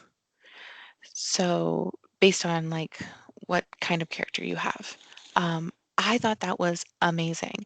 And I feel like that's something that Bungie could have really pulled in because we do have I have no idea. I haven't made a new character since Destiny 1. Um, how many races do we have? 3, 4? We have 3 Okay, friendly races. So 3 friendly races. Wouldn't have been so cool if after after we got to the tower finally, and if they had opened up the last city for us to start traveling into as the tower, that we could have started coming in to our race headquarters, because then you kind of start to feel like, hey, this is my home. Hey, this is like, I care about this spot in the city. And it would have been really cool if you had a character, a character from another race, because then you get to drop into a different area and you're like, hey, this is different, this is new, this is exciting. um that's just my 2 cents. Like, I would have loved to see that happen. I would have absolutely loved to see, after we lost our light during the Red War, us to go in and work with those citizens and work with the other guardians that don't have their light, because that would have made us getting our light back so much more emotional. Like, right now, we're powerless, Mhm. but hey, I'm getting my light back. Like, Mhm. now I can do things and then go back and continue to help. Um, the Red War was amazing. It was my favorite. I'm super nostalgic. I might actually delete one of my characters and just start over again. Mhm. But like, how amazing would it have been to have just these little tweaks to make us feel more involved? Yeah, I agree with you. And maybe not racial headquarters. That sounds weird to say, but I maybe know. class headquarters. Because if anybody remembers, there's a lore bit. Don't remember exactly where it's from. I think it's from. If anybody remember when you had to pick between the drifter and what's her face, the warlock. What the hell? Yes. Ikora. Not Ikora. It was the other Oh. one. Jack, do you remember? Oh, the Praxic Warlock. Yeah, the Oh yeah, Praxic- yeah. What the hell was her name? I don't remember her name. I didn't choose her. I chose the drifter because Yeah. I'm a hunter, so fuck the rules. But I chose Honor. Her name was Honor. She was from the Praxic Order. Yeah. There's a piece of lore, I believe, from Honor, where she talks about going to the hunter den in the city, how it's like abandoned because like none of the hunters want to get chosen as the vanguard. But that's a super cool idea that you're bringing up, Emma, because it's like, what if each class had their location, kind of like how in World of Warcraft, I believe it's called a Tauren, right? Mm. It's called a Tauren, right? I Yeah. started World of Warcraft as a Tauren, so I remember dropping into that big farmland looking area with all the huts and stuff, and like you're like, wow, my people. But like, that'd be cool, like in the city, if like there's the hunter den and it's like this dark and seedy place where they're playing, like maybe there's some NPC hunters like gambling and stuff, and like, you know, that'd be really cool. And then like the Titan place is like, really well structured and everything's like by the book and all that. And then the Warlock one is like, there's books Awesome. and stuff everywhere. And yeah, awesome. Okay. And there's like So maps and charts and shit. Yeah. So I definitely thought about that, class base, and you're right, it would have been awesome. The only reason I didn't go with class base is because during the Red War, there wasn't a grudge match between all the different classes. And I feel like now that would totally fly. Like, Okay. especially right before and during the Guardian Olympics, like when everyone was like just dogging on everyone else. I saw so many memes from Destiny, the meme being like, and the Titans this. And I'm just like, yeah, that's why I'm not playing, because I know that we're not going to win Yeah. as hunters. But they would have had to start that earlier in order to do that from then. But now you're right. A class area would be awesome because of the different ways that the different types of people who are hunters or titans or warlocks. Um, it would just be cool. Like, Mhm. oh, I'm traveling to the tower again. Like, I know exactly where I'm gonna be. I just have to go talk to my postmaster so I can leave. Like, that's Yeah. so boring. Yeah. What do you think, Jack? Yeah, I think there definitely needs to be some kind of element like that. Because, I mean, it hasn't really been touched on yet, that no one's really talked about it, but everything that just happened last season with the Almighty crashing in, and everyone's like, "Oh, save the people." To be honest, I really didn't care. Yeah. Like, I wasn't gonna be sad to see anyone go because again, we hadn't built that connection with anyone. The only person we really had that connection with was Cade, and he's off of the fairies now. So, like, we don't have. Yeah, I mean, yeah, I agree with all of you. We really need to have that sort of connection made with the people in the city some way so that we actually care and do stuff for them. Because I feel like that would actually be a really good point brought up by the Darkness, saying that Guardians are really greedy. We only do things that matter for what we do, that'll help us. Yeah, I think Us you're or the right. Vanguard. We're power hungry, and I think that's a very fair point. We're all Guardians are extremely power hungry, and I think there's voice lines or lore where the Darkness talks shit to us about that, where it's like all you just hunger for power. That's all you do. All you do is you find more ways to increase your power, and you're selfish, and that's what the light makes you. That's like its point against us. The light makes you selfish. But what do you think, Brodo? What do you think about these ideas and whatnot? Yeah, I think the whether it's the faction, racial, or class based hangouts would be awesome. What I was thinking of when you're talking about that, not replacing the Hunter Vanguard yet, is do you reckon we'll get a replacement? Because of the three main characters we know of going into Beyond Light, they're all hunters. So Eris, Drifter, and the Stranger, they're hunters by definition. The Stranger obviously is not really a full Guardian, but she's still out of the three archetypes. She's a hunter, and they're not bringing back the original voice actress for her because obviously is it Lauren Cohan? I think her name is. She's really big now, arguably bigger than the voice actors that they had for Ikora and Zavala and whatnot. So the new voice actress could come in, and she could be a mainstay. Eris could get over whatever funk she's got over now. Now she's gone through a lot. She's got a great story, but they need to pay off the ending of the main part of Shadowkeep. When you had the cutscenes every week, and for that season she touched it, and we now know it's stasis, but her soul fragment bit goes, it's stasis, and her color changes. But for me, there's an obvious connection with her and Zavala. There's no reason why she can't regain enough humanity to come back and live in the tower and be that Vanguard. Or you've got Mara. She's a hunter as well, isn't she? I think she's technically a warlock. If she was to be a Guardian, she'd be a warlock. But she's not. No, sorry, not Mara. Because Mara's no. Are you thinking of she's a queen? No, you're thinking of. I know who you're thinking of. You're thinking of. She's got the fucking eye patch. Yeah, she's the NPC on the Dreaming City that you see every week. I've forgotten her name now. Oh, Petra. Petra. Yeah, sorry, Petra's technically. Every listener is gonna be like, "You guys don't play Destiny. You don't know shit." Nothing, man. The Waking City. Awesome. I had her crush on Petra when I played Destiny 1.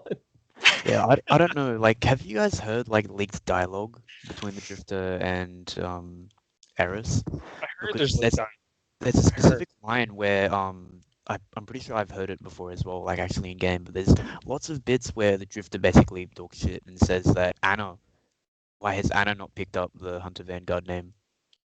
Yeah. Anna Bray could as well. Well, I have a lot of qualms with Anna Bray. The new lore of Anna Bray, where she basically abandoned us during the Battle of Twilight Gap so she could find out who she is. Joker's done plenty of videos on this.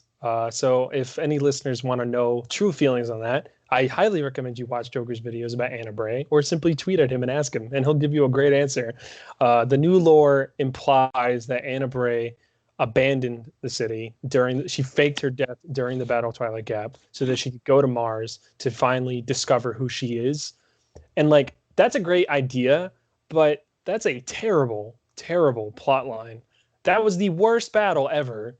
The city was going to get destroyed, and she just fakes her death during the battle. And meanwhile, fakes her death during the battle when we haven't even won the battle yet. So it's that really pisses me off because she's such a cool character, but that makes her seem selfish as hell.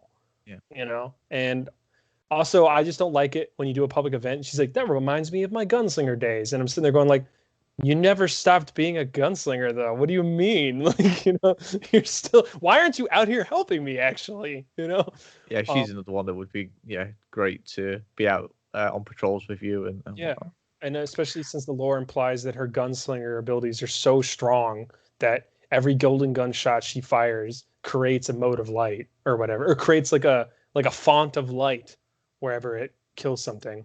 Um, but I believe the lore states that according to everything, technically Uldren is supposed to be the next Hunter Vanguard. Uh, that Could would be. We're going to the Cosmodrome, and that's where he's chilling out, isn't he? So yeah. I mean, mean, hey, I know all mm, the people who crush on him. I never understood why, but all the people who no. crush on him would be really happy about that. Um, Honestly, I wouldn't be against it because I'm of the camp of I forgive him now because he's now not himself anymore, is he? Literally. yeah, So he yeah. doesn't Yeah. know who he is anymore. So we got our revenge. So it's done. I'd be totally actually cool with a redemption arc of Uldren. I think that'd be really, really cool. He's always been to me, and Joker said this too. He's always been one of the best written characters in Destiny. Like whoever writes his dialogue does a really good job. So as annoying as he could be, his story is super good, and like those Forsaken cutscenes are awesome, and like showcasing the struggle he was having within himself, and I can really emotionally identify with him because he's doing all of this to save his sister, and I even had a really hard time during that mission shooting him, and I really wish I had the opportunity to not to, because looking back on it, I probably wouldn't have because of the emotional connection I have with him, where I get where he's coming from because like I I I have a really strong bond with my siblings, but like everybody who really really knows me knows I lost my sister 15 years ago. So like that storyline really impacts me because he's doing everything he's doing for his sister. So like he may not be doing it in the right way, and he is being manipulated. I can understand it, and I almost think it's cruel for our character to shoot him, especially after we see what just happened. It's like, and I also don't like that Petra's like, what would Kate have done? And it's like, that's not fair. You didn't even know him like that. All right. I knew him better than you. Like, you don't know what he would Well, do. Um, well, how you know, about what if that is something that they set up? I hope They set so. it they set it up for us. They wanted us to feel this pain and then have to kill him because I feel like it's the beginning of his character his character changing that he dies and now he doesn't know who he is. W- I mean, it would be really interesting to see him grow as a character, learn who he is, learn what he's done, and then become the new Hunter Vanguard Mhm. because it is written. Um, uh, we I mean, we don't need a new Hunter Vanguard. I would be beyond upset to see the stranger become the Vanguard because I want her to be a part of the storyline. I want to see her character out there doing things, especially Fair. playing D1. Yeah. That character was amazing in Destiny, So and cool. like so cool. You get to see her and you're like, who is this person? And then seeing her again in the trailer, it was nostalgia, it was excitement, it was this is really happening now. And I just don't want her to sit in the tower and waste away. That's fair. Yeah, no, Hmm. I get that. You're going to be jealous of me because I got the statue version. So I'm going to actually have the statue I of her on my heard desk. it's so bad. I think, especially with her abilities, like I really want to see her in action using her abilities because she doesn't have the light, but Yeah. she's from a different timeline. She's from a like Marvel-esque, like she's from a separate bridged off timeline where there is no light. So I really want to see what different abilities she has, especially with that not ghost thing, fish, whatever the hell that thing That is. looks amazing. You look so So cool. fluid, isn't it? Yeah, I fucking love that thing. So um, especially because I'm getting her gun made for me. Like, I really want to see her in action. Plus, she's so freaking cool looking. She's Yeah. so cool looking, but I have a thing for exos. So, but you know, I think those are some really good points. You know, and also, on Aldrin though, yeah, if you can. yeah, of So course. you know, you may know or not. So originally, the original character of him The was Crow, nothing right? like So do you reckon that's who he'll become? Is that Oh, he'll become the character he's supposed to be I back hope before they so. did all the rewrites? Because it was only like 18 months or so before the original release that they rewrote a lot of the story, which is why it was so janky in D1 at the beginning. You know, Mhm. and he was based in the Cosmodrome. All the early stuff we saw, you know, he was there. He was a gunslinger, you know, Wild West type character, wasn't he? And he can go for that redemption arc, but he has to come out of it with a new personality, whatever happens. And there's no Mhm. reason why, because what's he living in at the moment? Like a Storage container. yeah. So there's no reason why being there on his own, he's creating a new personality for himself. He could come out as this crow person. Mhm. You know, he's got to be a part of the Cosmodrome content because Mhm. it makes sense. Mhm. And If he's not, I'll be but disappointed. yeah, Bungie can't drop the ball on that. And if that ends with the end of the first season, or even the end of the first of the trilogy of expansion packs, that he becomes it, you know, he becomes a new Hunter Vanguard, that'd be awesome. Because Yeah. you were saying about the law, isn't it? That because he killed Cade, he has to He has take to on his take it debt. with it. Yeah. Yeah. So, but because he doesn't remember, then technically he doesn't. But I guess he could go, actually, I feel that I owe Cade for doing it, and then that could be his complete of his redemption, because he's like, I don't know the guy, I don't remember the guy, but I'll honor the mistake that I made. You know, the man I used to be. Yeah. So You it know, would be pretty cool. it's like that old line of like the sins of the father, Yeah, but like, you know, he's not the father, but he can redeem the sins he made in a past life, and I would really really enjoy that. I think that'd be really cool. Because I agree with you. I think as janky as that original trailer was, the audio, I remember being really excited for that because like the idea of the Crow living out there on his own, and like you have to go and get his help, like that's really cool to me. Plus the Crow is just a cool name, but he's yeah, like, you know, why don't you put that gun down and we can talk? Like that'd be awesome. I would love that. And you know, his lore when he's living in the you know, the out in the wilds, I really want to just run into him and fucking have a cutscene and start a storyline with him to like become the Vanguard, you know. Like that'd be really cool. Plus I'm a sucker for westerns, so like, you know, meeting him as a gunslinger in the middle of the wild would be really really cool, especially because like I think with the way his ghost is, which is his ghost is like super nice and shit, that'd be a really good dynamic between them because he'd be like this hardcore crow guy, this hardcore like, you know, don't mess with me kind of guy, but then the ghost would be like super sweet and nice. You'd be like, oh, he doesn't mean that, he's just, you know, talking. I'd be like, that'd be a kind of interesting dynamic, but you know, who knows, we'll see. But what do you think, Jack, about the Aldrin idea and whatnot? Yeah, I mean, I don't know if you guys know, but you know, it might not have been us that killed him, right? Yeah, I mean, Could be didn't people Petra. say that it sounds like it was both guns at the same time, but we don't know. Yeah, we don't know. So they could have very easily, like, because it was interesting when you brought up saying like I wish I had the option to not pull the trigger. I was saying like, yeah, it could have not been us. It could have been Petra, just, you know, out there, like, because it's black screen. It could have been a thing where like our character didn't want to do it and Petra just went, fine, I'll do it.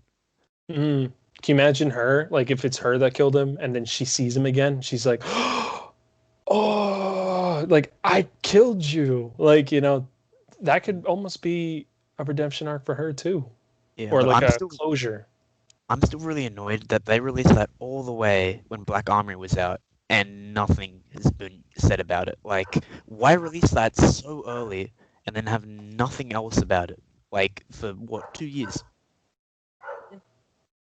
That kind of like just sets me off because like they've just done nothing with it. I feel like it'd be good to not know that, you know, he's like dead or not, because again, you know, that'd be awesome. Like you're saying, like that reveal that Cade dies, sort of like good marketing, but like kind of puts it off like as just marketing. That's what I feel like is kind of being the same here. Like we know he's alive now, but like they've just said that almost for the sake of saying it. Right. Yeah. I mean, you know, I agree with you, you know, giving us that cutscene way back when and then never actually doing anything with it, is really frustrating because it's like, I need more information. Like, I need to know what's going on with him, because he's definitely going to play a big role sooner or later. So we need to be anticipating that. We need to be excited about that. We need to know something's coming. You know? Like I'm at the time seeing it, I'm like, whoa, that's mad. What the hell? Like this flips everything on its head. And then like 2 years later, you're like, oh yeah, that happened. Yeah. Like Plus, the nothing next has DLC changed. is going to be the Witch Queen. I don't see how he's going to really factor into that. You know, so I hope he fits into this season somehow, this upcoming season. But let's shift over to this next part of the TWAB. Says raids and dungeons. So no dungeons will be in the DCV this November. They'll all be okay, but Prophecy will be temporarily unavailable for a brief amount of time to allow our team to make a necessary technical update. So it's Shattered Throne, Pit of Heresy, Prophecy. Prophecy is not going to be available for a brief amount of time in September. Whatever, it's fine. But I was saying this to Proto. Why should we care about doing Shattered Throne and Pit of Heresy if it's going to drop old shit? But also, that stuff from those two dungeons is going to be sunset. So how is that going to work? Please tell me that it's not going to be, oh, the moon stuff is just going to get a season of whatever icon on it. Because it's like, to you, but that's probably what's going to happen, isn't it?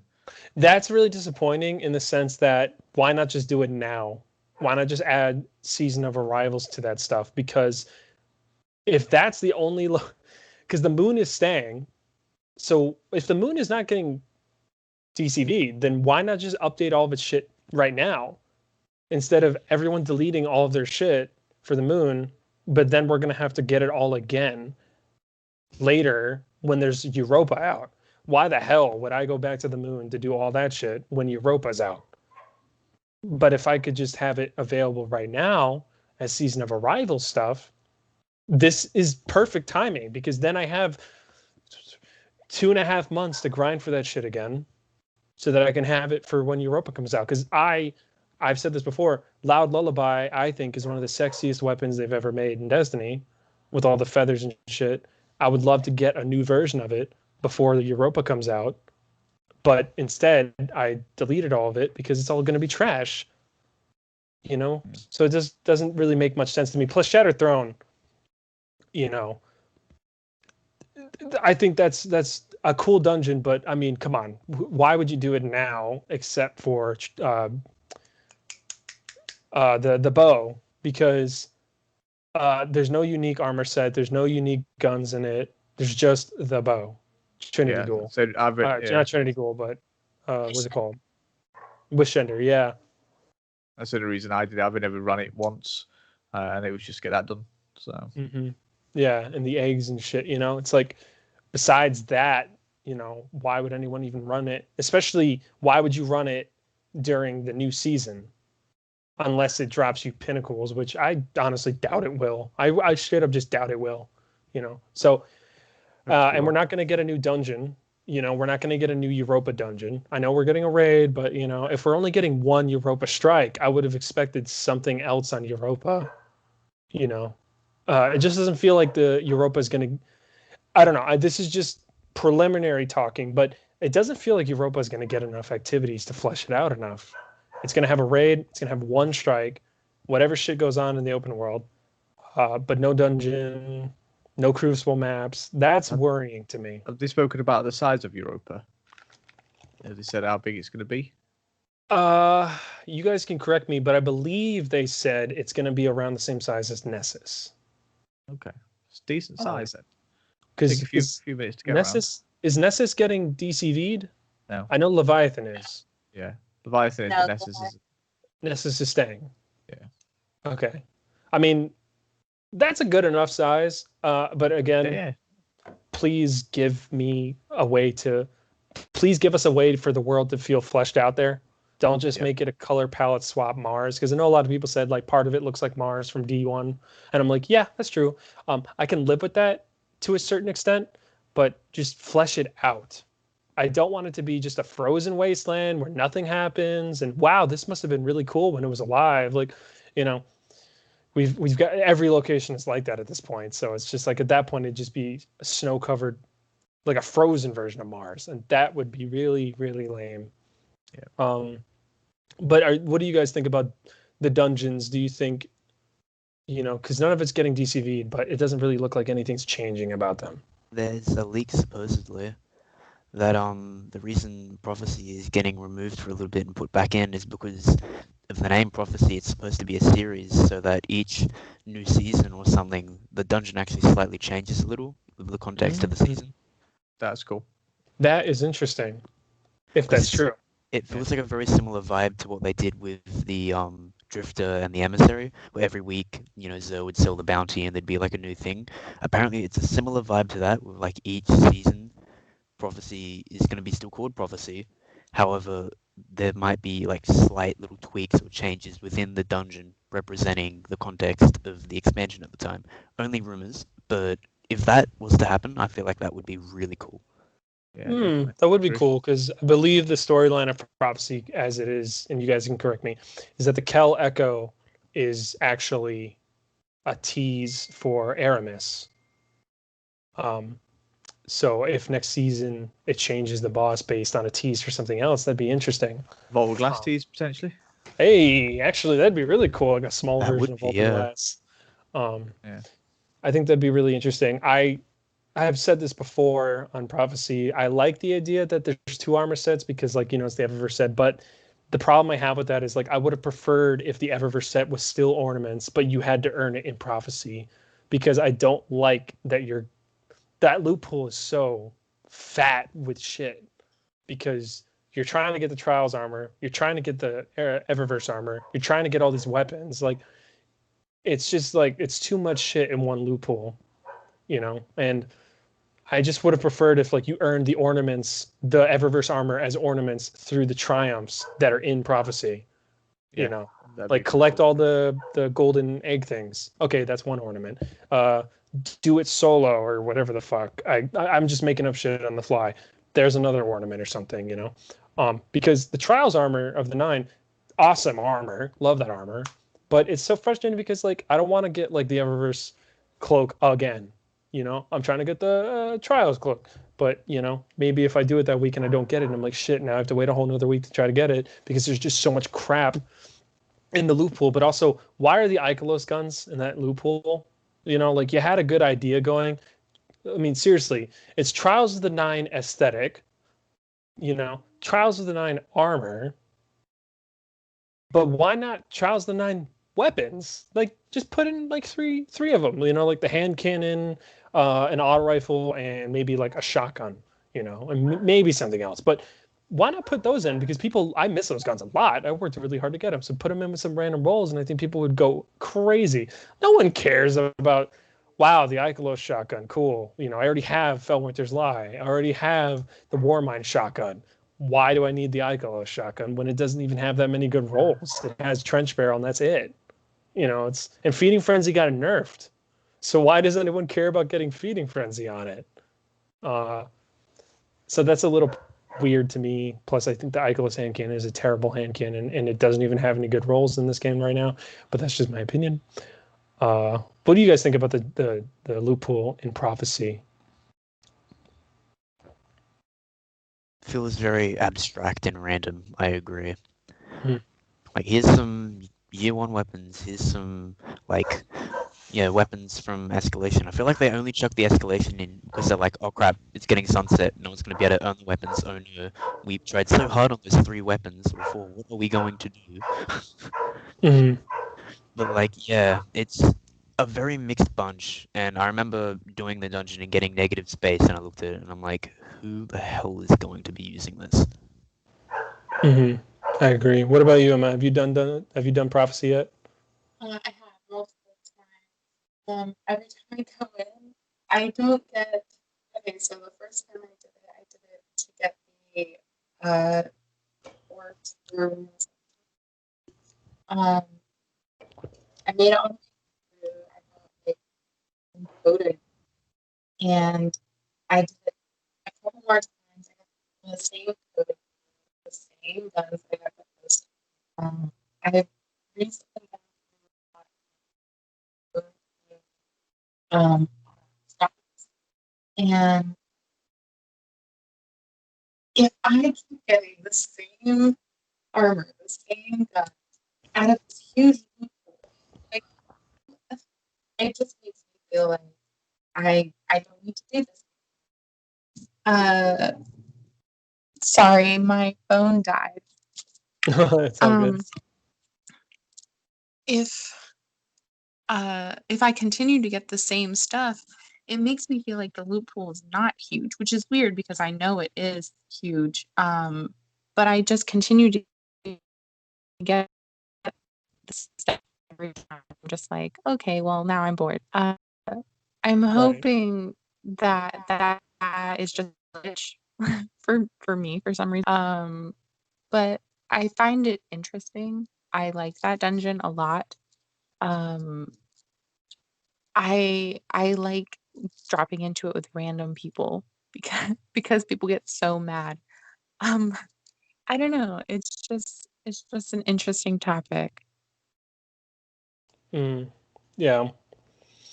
What about you, Proto? Have you done the dungeons? Besides, I know you've only done Shadowthorn once, but the other two? No, so I've not done them. Prophecy, I know what happens, just because I followed it when it first dropped. But I play devil's advocate. I don't think Bungie can win in this respect because the loot pool is big, and we're going, it's too big. And then you have some loot pools that are small, and you're like, oh, I'm getting the same crap over and over again. So there has to be a solution, and I think the recaster is a basis for that solution. So you finish it, you get an engram, and that engram, once you've leveled up whatever the new thing potentially could be in Beyond Light, you can then go, okay, I want something from the Eververse pool or from this pool or that pool. And yeah, you may get the same Eververse item 3 or 4 times in a row, but you are focusing on that pool within that pool.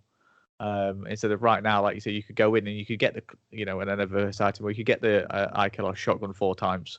Well, if you want an Ikelos weapon and you go in and you do that, then you're only limited to that RNG from that pool instead of getting the shotgun 3 times in a row when there's 15 items you could get. So, yeah, they can't win unless they put in a way for us to narrow that down. You had it in the past, didn't you? Engrams, you could go armor or weapon, and then they removed all that, and it's taken them 3 years to come up with a solution. Let's hope they don't abandon it. Well, not 3 years. We had the runes, didn't we? The chalice. But yeah. You're right on that. I think not so much that the loot pool's too big on Prophecy. My point is, I think I'll preface my point better. My problem with the loot pool in Prophecy is that it doesn't make sense. Like, why would you even do the Trials of the Nine aesthetic and armor, but not the weapons? Why are you putting in, Ikelos weapons along with some random legendary weapons like the SMG and the devised sniper rifle, that random Scout rocket launcher that no one cares about? Like, I can't tell you how pissed off I am when I finish that dungeon. I get Scout, and I'm like, are you fucking serious? Like, why are these weapons in this dungeon? Just put in the Trials of the Nine weapons, and everybody will be fine. But if you just throw those in there with random rolls, then I honestly wouldn't care about how big the loot pool is. I'm totally cool with it because at least I'm getting stuff that makes sense. Like that's fair. Yeah, it's got the thematic, hasn't it? Yeah, that's my issue with it. It's not so much the size of it. It's just that half the loot pool just takes me out of the experience because I'm like, why the hell would this be here? Unless it's hinting towards what's coming.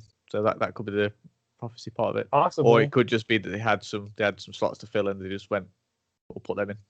Yeah. Well, I mean, it could also be thematic if you look at it in the way that there is a major location you go to is the Wastelands.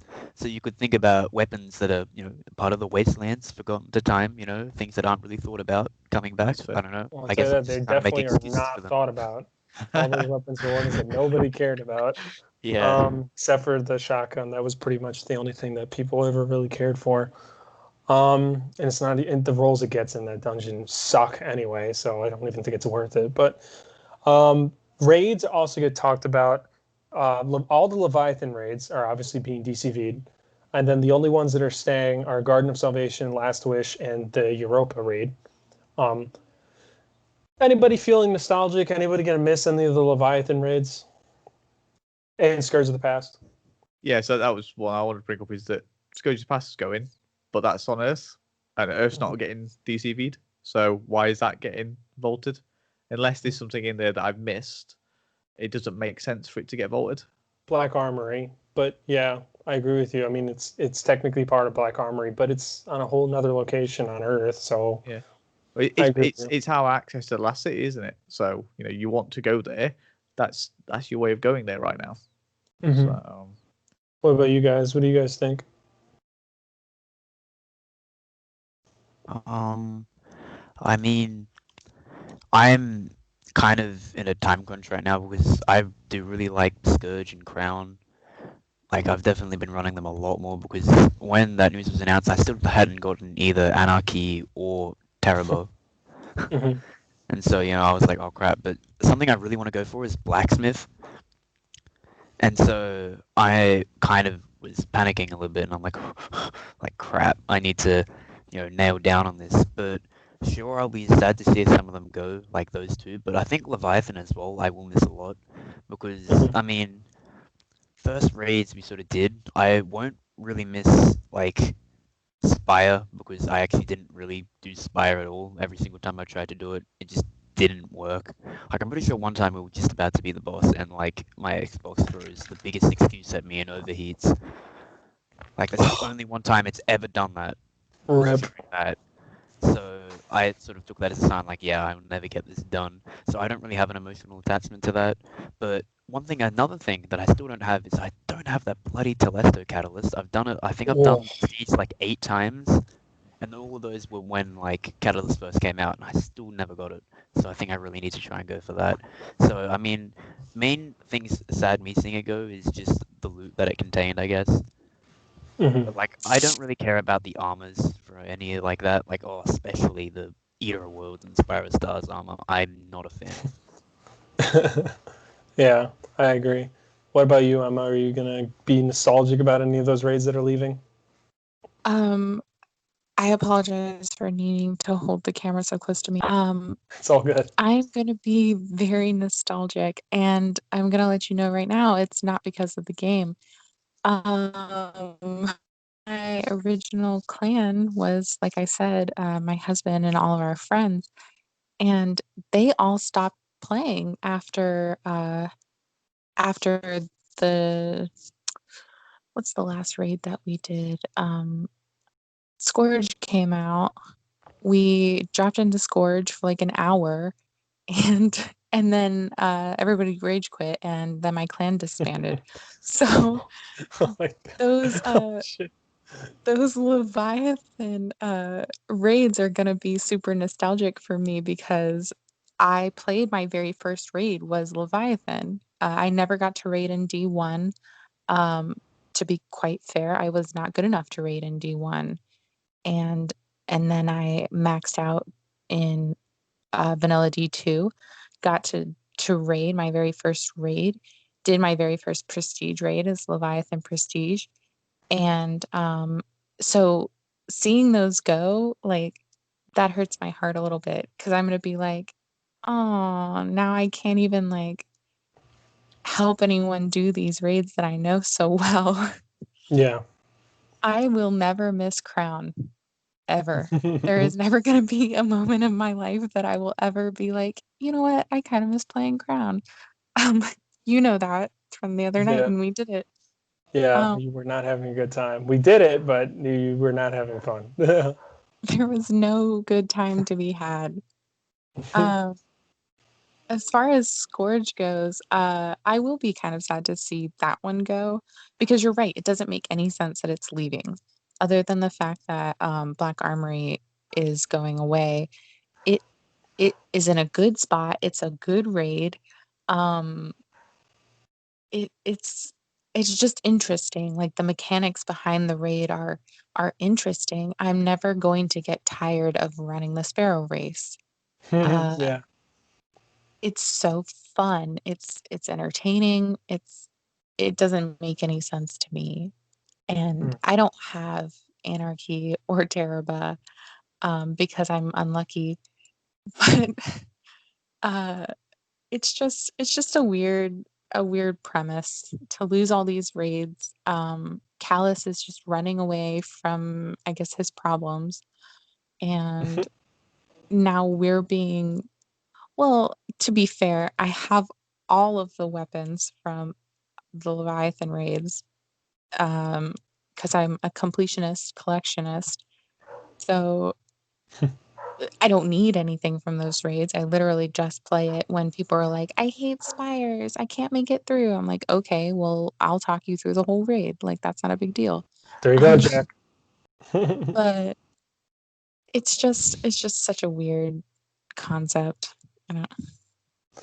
Yeah, I mean, I guess we hold out hope that because they're going away, Bungie's going to improve them and make them different. And I would love if they come back different. Like if it's different, like completely different when it comes back. Yes. If it comes back, that'd be cool. I'd be really down with that. But we just don't know yet. So we there's also going to be a law reason why. Sorry, law reason why Callus goes. I really hope so because I don't want it to just disappear for no reason. I think that would if Nessus is still there and he's still orbiting around Nessus, then there has to be a law reason why he's running off. So maybe it's self-preservation.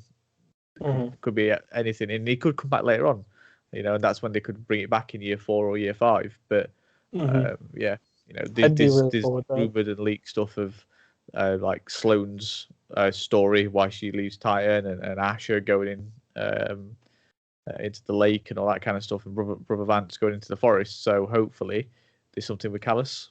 So I sure hope so, and I hope if it does come back, and if those raids do come back, I hope they're different, or maybe combine parts of them and make them all completely different and stuff. Yeah, like instead of a raid layer, just Yeah, like I think that'd be really cool. Maybe it's like an orbit around Earth or some shit to protect the Earth because we're working together or something. Like I don't know, but it'd be cool if it comes back different. And we do know that Vault of Glass is coming back. Yeah. And a lot of people have different opinions on it, such as Luke Smith said, "Oh, I don't know, maybe champion Praetorians," and a lot of people were like, "Do not do that. Leave it the way it is." Maybe if we do like a different difficulty type, you can do that, Bungie, if you really, really want to. But I guess I'm in the camp of like keep it the way it is. Just updated with random rolls, I guess, or whatever, and updated graphics and shit. But obviously the random roll is cool, so maybe you can get like a cool version of Fatebringer that's different, but then still have the original OG version of Fatebringer be like the curated roll, of each weapon. And I would love to finally get corrective measure because I never got in D1 and I'm still salty.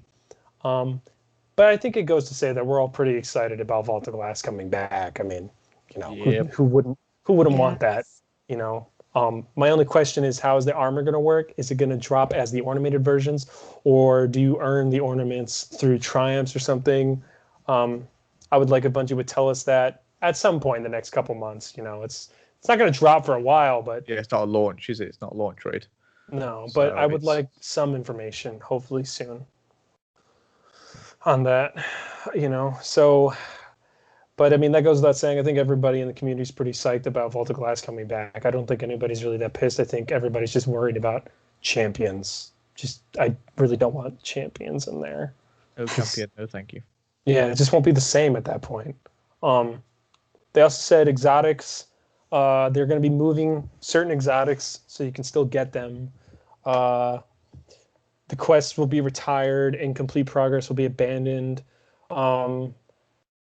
They're not going to be, the exotics themselves are not going to be retired, but they said that, and Proto pointed this out to me, they'll be acquired through a memorial kiosk situated among the vault kiosks, but they'll give us more information on how that works for the exotic archive later. But also, there's a list of exotic catalysts that will be actually vaulted. Bad Juju, the Huckleberry, Izanagi's Burden, Legend of Acreus, Polaris Lance, Skyburner's Oath, Sleeper's Simulant Telesto, Outbreak Perfected, Whisper the Worm, and Worldline Zero. Now, there are some that have an asterisk, so that would be Sleeper Simulant Telesto, Outbreak Perfected, Whisper, and Worldline. Those will come out of the vault and be made available with new objectives in a future season.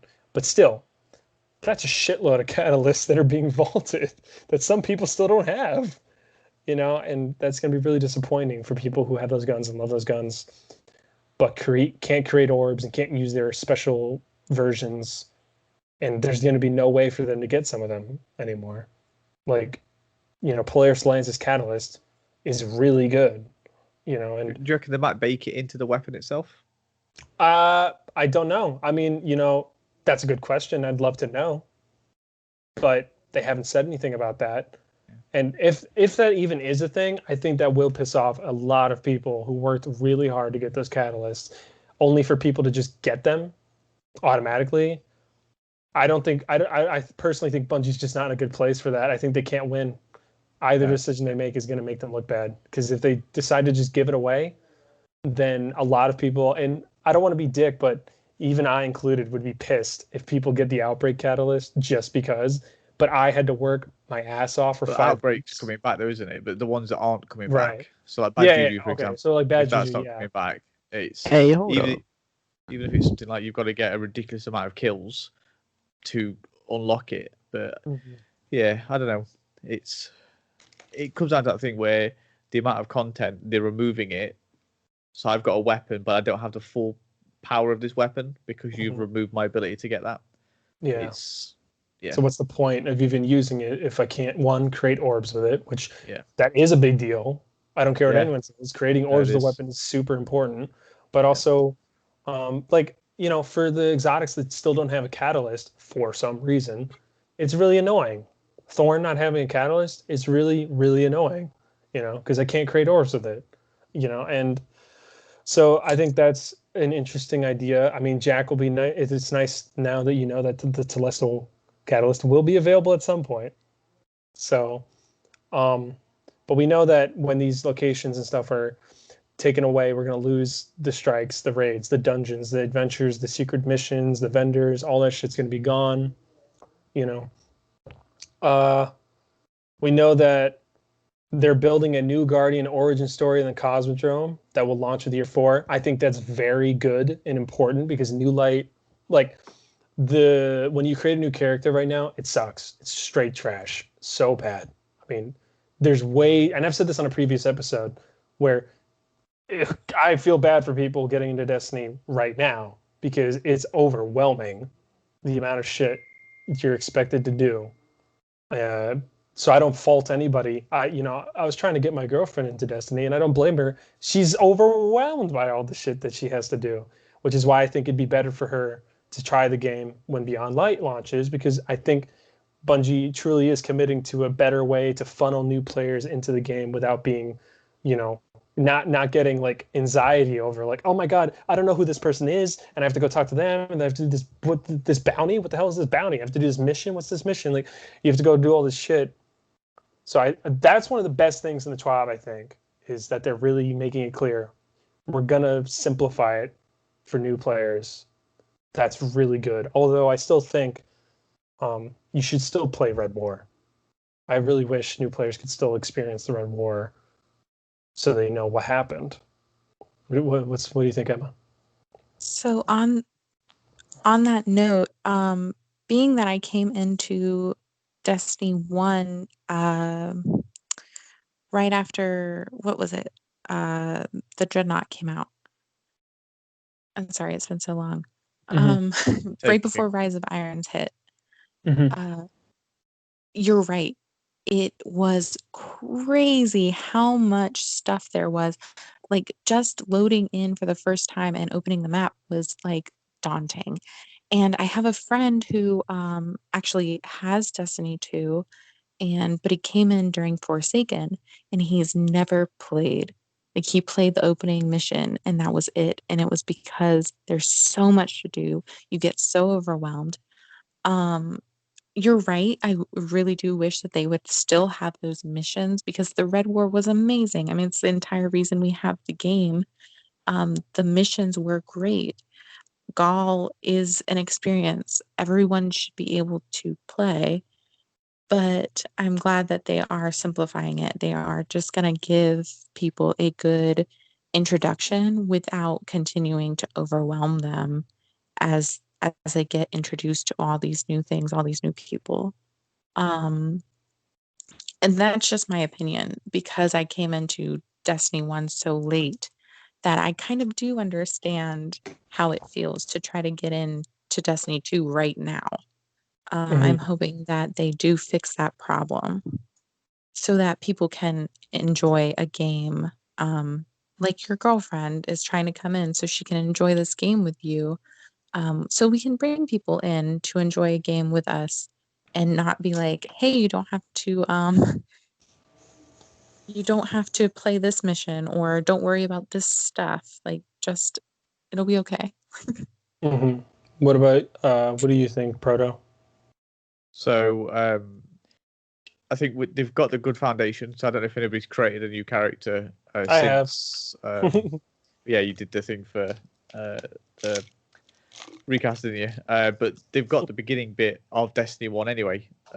So you getting resurrected, you going to get your ship and everything. So they've got that there, and that was awesome because my partner Becky, she started 4 months ago. Yeah, 4 or 5 months ago, and for her to do that, I got nostalgic watching her do it because I'm like, damn, that's amazing. That is literally the beginning of Destiny 1. You do everything up to the bit, you get your ship, and then boom, you're off to the city, to the tower. So they can build straight off of that. So it's a great thing. But yeah, it is overwhelming. So as soon as she did that, I was like, this is awesome. And then she got to the tower, and it was like, what quest do I follow? I've got these blue quests, which are like new light quests, but then you've also given me this NPC's got this, Banshee's got this, these exotic quests. And she had a quest that I didn't have because I'd been away for a bit, so it didn't give me the quest to do the mission for Worm, like to say go to this place to discover it. So I'm like, can I not access this now? And even as me, somebody coming back, I was like, there's so much going off here. So for them to make it simple, like simpler, is great. Definitely, like again, to use World of Warcraft as an example, they're doing that with their new expansion because the world has changed so much. They are aware that coming in at level 1 in a world that has changed and been ravaged so much by galactic enemies, it's just a bit weird. So you're going to start on a little island, and you'll get an update on the first 10 levels through there. If you're a new player, or if you're an existing player, you can still choose to do that anyway. So I think Bungie's got the right idea along with Blizzard with it. So potentially they might have shared ideas when they were both under Activision. So What about you, Jack? What do you think? Yeah, I mean, I think it's definitely needed because I remember, starting my Warlock. Well, I mean, not starting it, like remaking it because I deleted my old one and then made a new one. It was definitely weird going back into the tower and seeing all that junk and stuff because I was like, all right, I know what to do in what order, but how would anyone else know?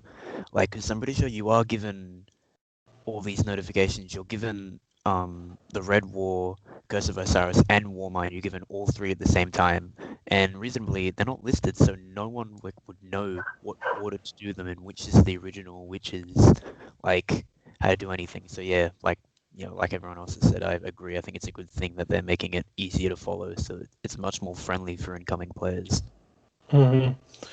Yeah, I definitely agree with you guys on that. Because I would like to remake my Warlock. Because I would like to bring that Warlock through Prophecy and get that Trials armor for him. Because I think Warlocks had the best Trials of the 9 armor. But it's a pain just to go through all that opening shit.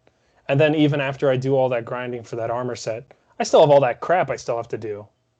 And I'm really not crazy about that. And it's like, yeah, we have plenty of time until November to finish all of it, but I just don't want to do it. And I don't want to play Shadowkeep all over again.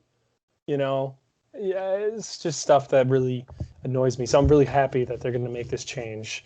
But this is something I do with all my guests, my newer guests. Emma, what is your favorite exotic weapon and least favorite exotic weapon in Destiny 2 right now? Oh no, you had to ask that question. Yeah. Everyone hates my favorite exotic weapon. I main Mita for all of my comp matches, just because I think it's funny to outsnipe snipers. It's my favorite. I've got the catalyst. It's completed. I actually completed the catalyst during a comp game. My least favorite. Oh my god. I'm going to tell you straight up, my least favorite is Malfeasance. I grinded so hard to get that gun, and I have never used it. Not even when it was like beast mode inside of Gambit. Like, I was just like, nope, I don't care. Like, I just wasted like 15 hours of my life, like, or however many hours it took for me to get that thing, to be honest. But I can't stand it. Like, and I think I hate it because I spent so many hours getting it and I don't use it. Like, What's your favorite exotic armor and least favorite exotic armor in Destiny 2? armor? Oh, again, everyone hates it. My favorite is I Worm know where she's Husk. going. Yes. She's always got that on. Every time I inspect him, she's got that on. Even my husband is like, "Why do you use that helmet?" And I'm like, "Because." My least favorite. Oh God, I have no idea. There's so many exotic armor pieces that I have that I don't use. Especially on the hunter.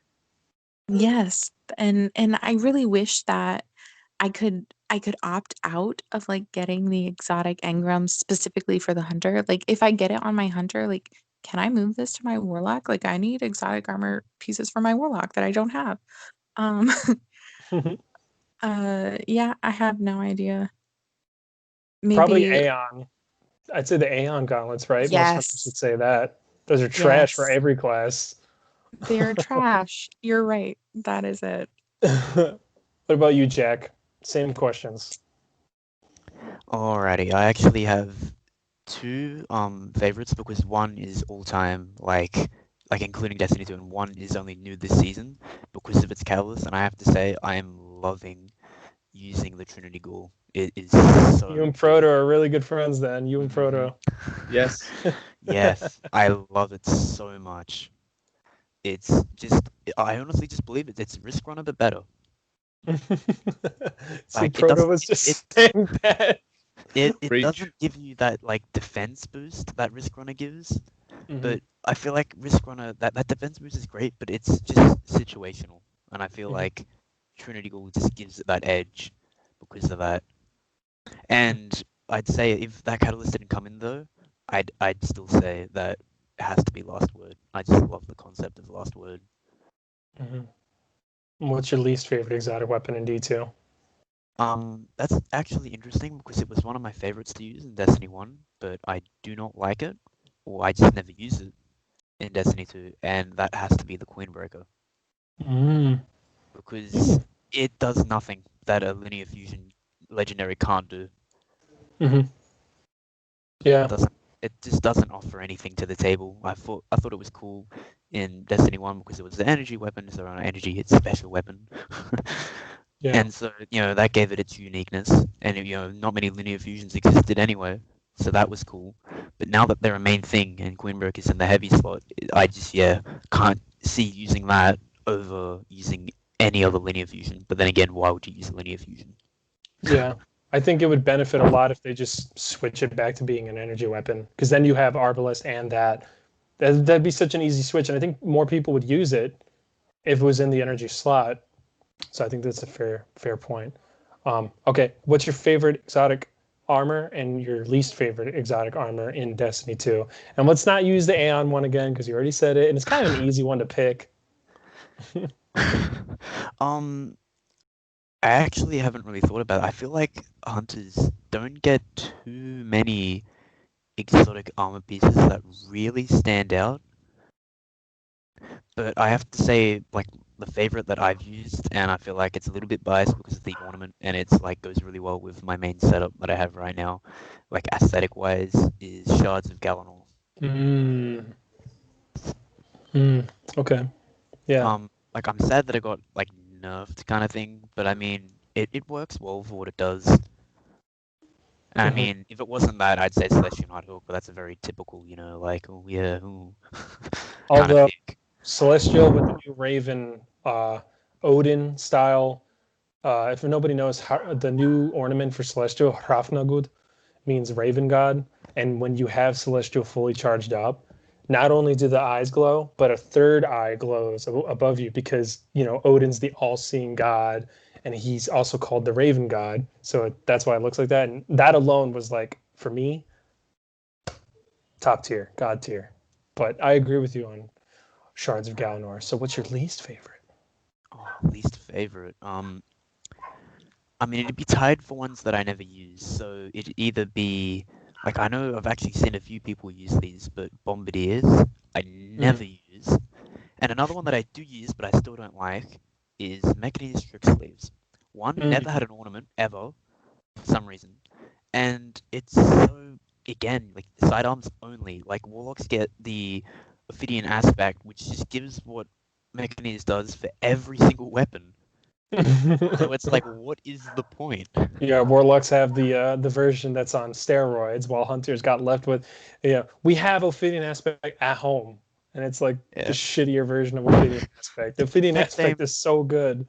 Yeah, it's the exact same situation with what happened to the Titans in us. It's just like Foe Tracer, cool. Titans, One-Eyed Mask, just a better version. Well, I mean, you can say the same thing about Warlocks with Sunbracers. Those are basically young Ahamkara Spine, but better. I feel like Hunters have been getting shafted, and Warlocks and Titans have been getting some really good exotics. That's what I'm saying. Like, we kind of get the short end of the stick when it comes to exotics. But yeah. I agree on that. And I also want to say, I'm not saying Galanor is my favorite, because everybody who plays with me knows I'm a really anal player. I take a lot of dumb details way too seriously, and I get really pissed off by Shards of Galanor, because if you're ever on a Hunter, take a look at where Shards of Galanor goes in on your chest piece. It doesn't actually fit. So you have this weird chunk of armor between Galanor and the rest of your chest piece, so it doesn't look real. It doesn't look like it's actually fitting. It looks like one of those old G.I. Joes or something, and I really, really, really don't like it. I really don't like it. So right now I'd say Six Coyote is my favorite exotic, because if you pair Six Coyote with Way of the Pathfinder, it's actually extremely, extremely powerful build. Because you're just constantly getting your dodge back, which means you're constantly getting invis back. And that's so good in either game mode, any game mode, that's so good to play as. Plus, I used to talk a lot of shit about Night Stalker, and now I think it's my favorite. I love Way of the Pathfinder. I'm having the most fun I've ever, and I mean this in D1 too. I think I'm having the most fun playing as my Hunter right now. Playing this new build I have going as a Night Stalker, I can't believe it's so much fun. I feel like a ninja, and it's just insanely fun. I feel like a ninja from Tenchu Z, if anybody remembers that game. But it's really fun build, and I think you should try it. Six Coyote with overload grenades, that perk that goes in your cloak, for the void grenades, oppressive darkness. So much. Yeah, but also use Pathfinder, and it's just so much fun. And then I'm using my Catalyst Outbreak Perfected. I think Outbreak Perfected is probably my favorite exotic in the game right now. Creating orbs with that is so much fun, especially with the Catalyst. It's just insanely powerful. The new ornament looks amazing. Least favorite exotic weapon would probably be... Man, I definitely agree on Queenbreaker. But something I just don't like, probably Skyburner's Oath. I just don't like it. I just don't think it's a good weapon. I think it's a shit feeling weapon. I think it's ugly. I don't like scout rifles. The only scout rifle I ever really cared about was Polaris Lance. But scout rifles are just not good in the game right now. And I honestly don't know if they ever will be, because everything else is so much better. And the game's not really built for scout rifles anymore. So I don't know if Bungie can ever find a way to actually fix scout rifles, which is really disappointing. And least favorite exotic would probably be Foe Tracer, maybe, because it's just dog shit. There's no real reason to ever use it. No, you know what? Knucklehead Radar, because that is useless. You can't use it in comp, which is really the only area where you would use it. So it's useless. So plus it's inferior, because the one in D1, the radar actually moved, but in D2 it doesn't. So, but what about you, Proto? Same questions to you. I want to know your opinion, because you're the only warlock here. So Trinity, definitely, since the catalyst came in, absolutely. So me and my partner both mained Risk Runner before that. She still does. Gun goes Burr. She just absolutely loves it. I moved over to Trinity for majority of stuff. Expect 100% Gambit. Definitely just clears waves.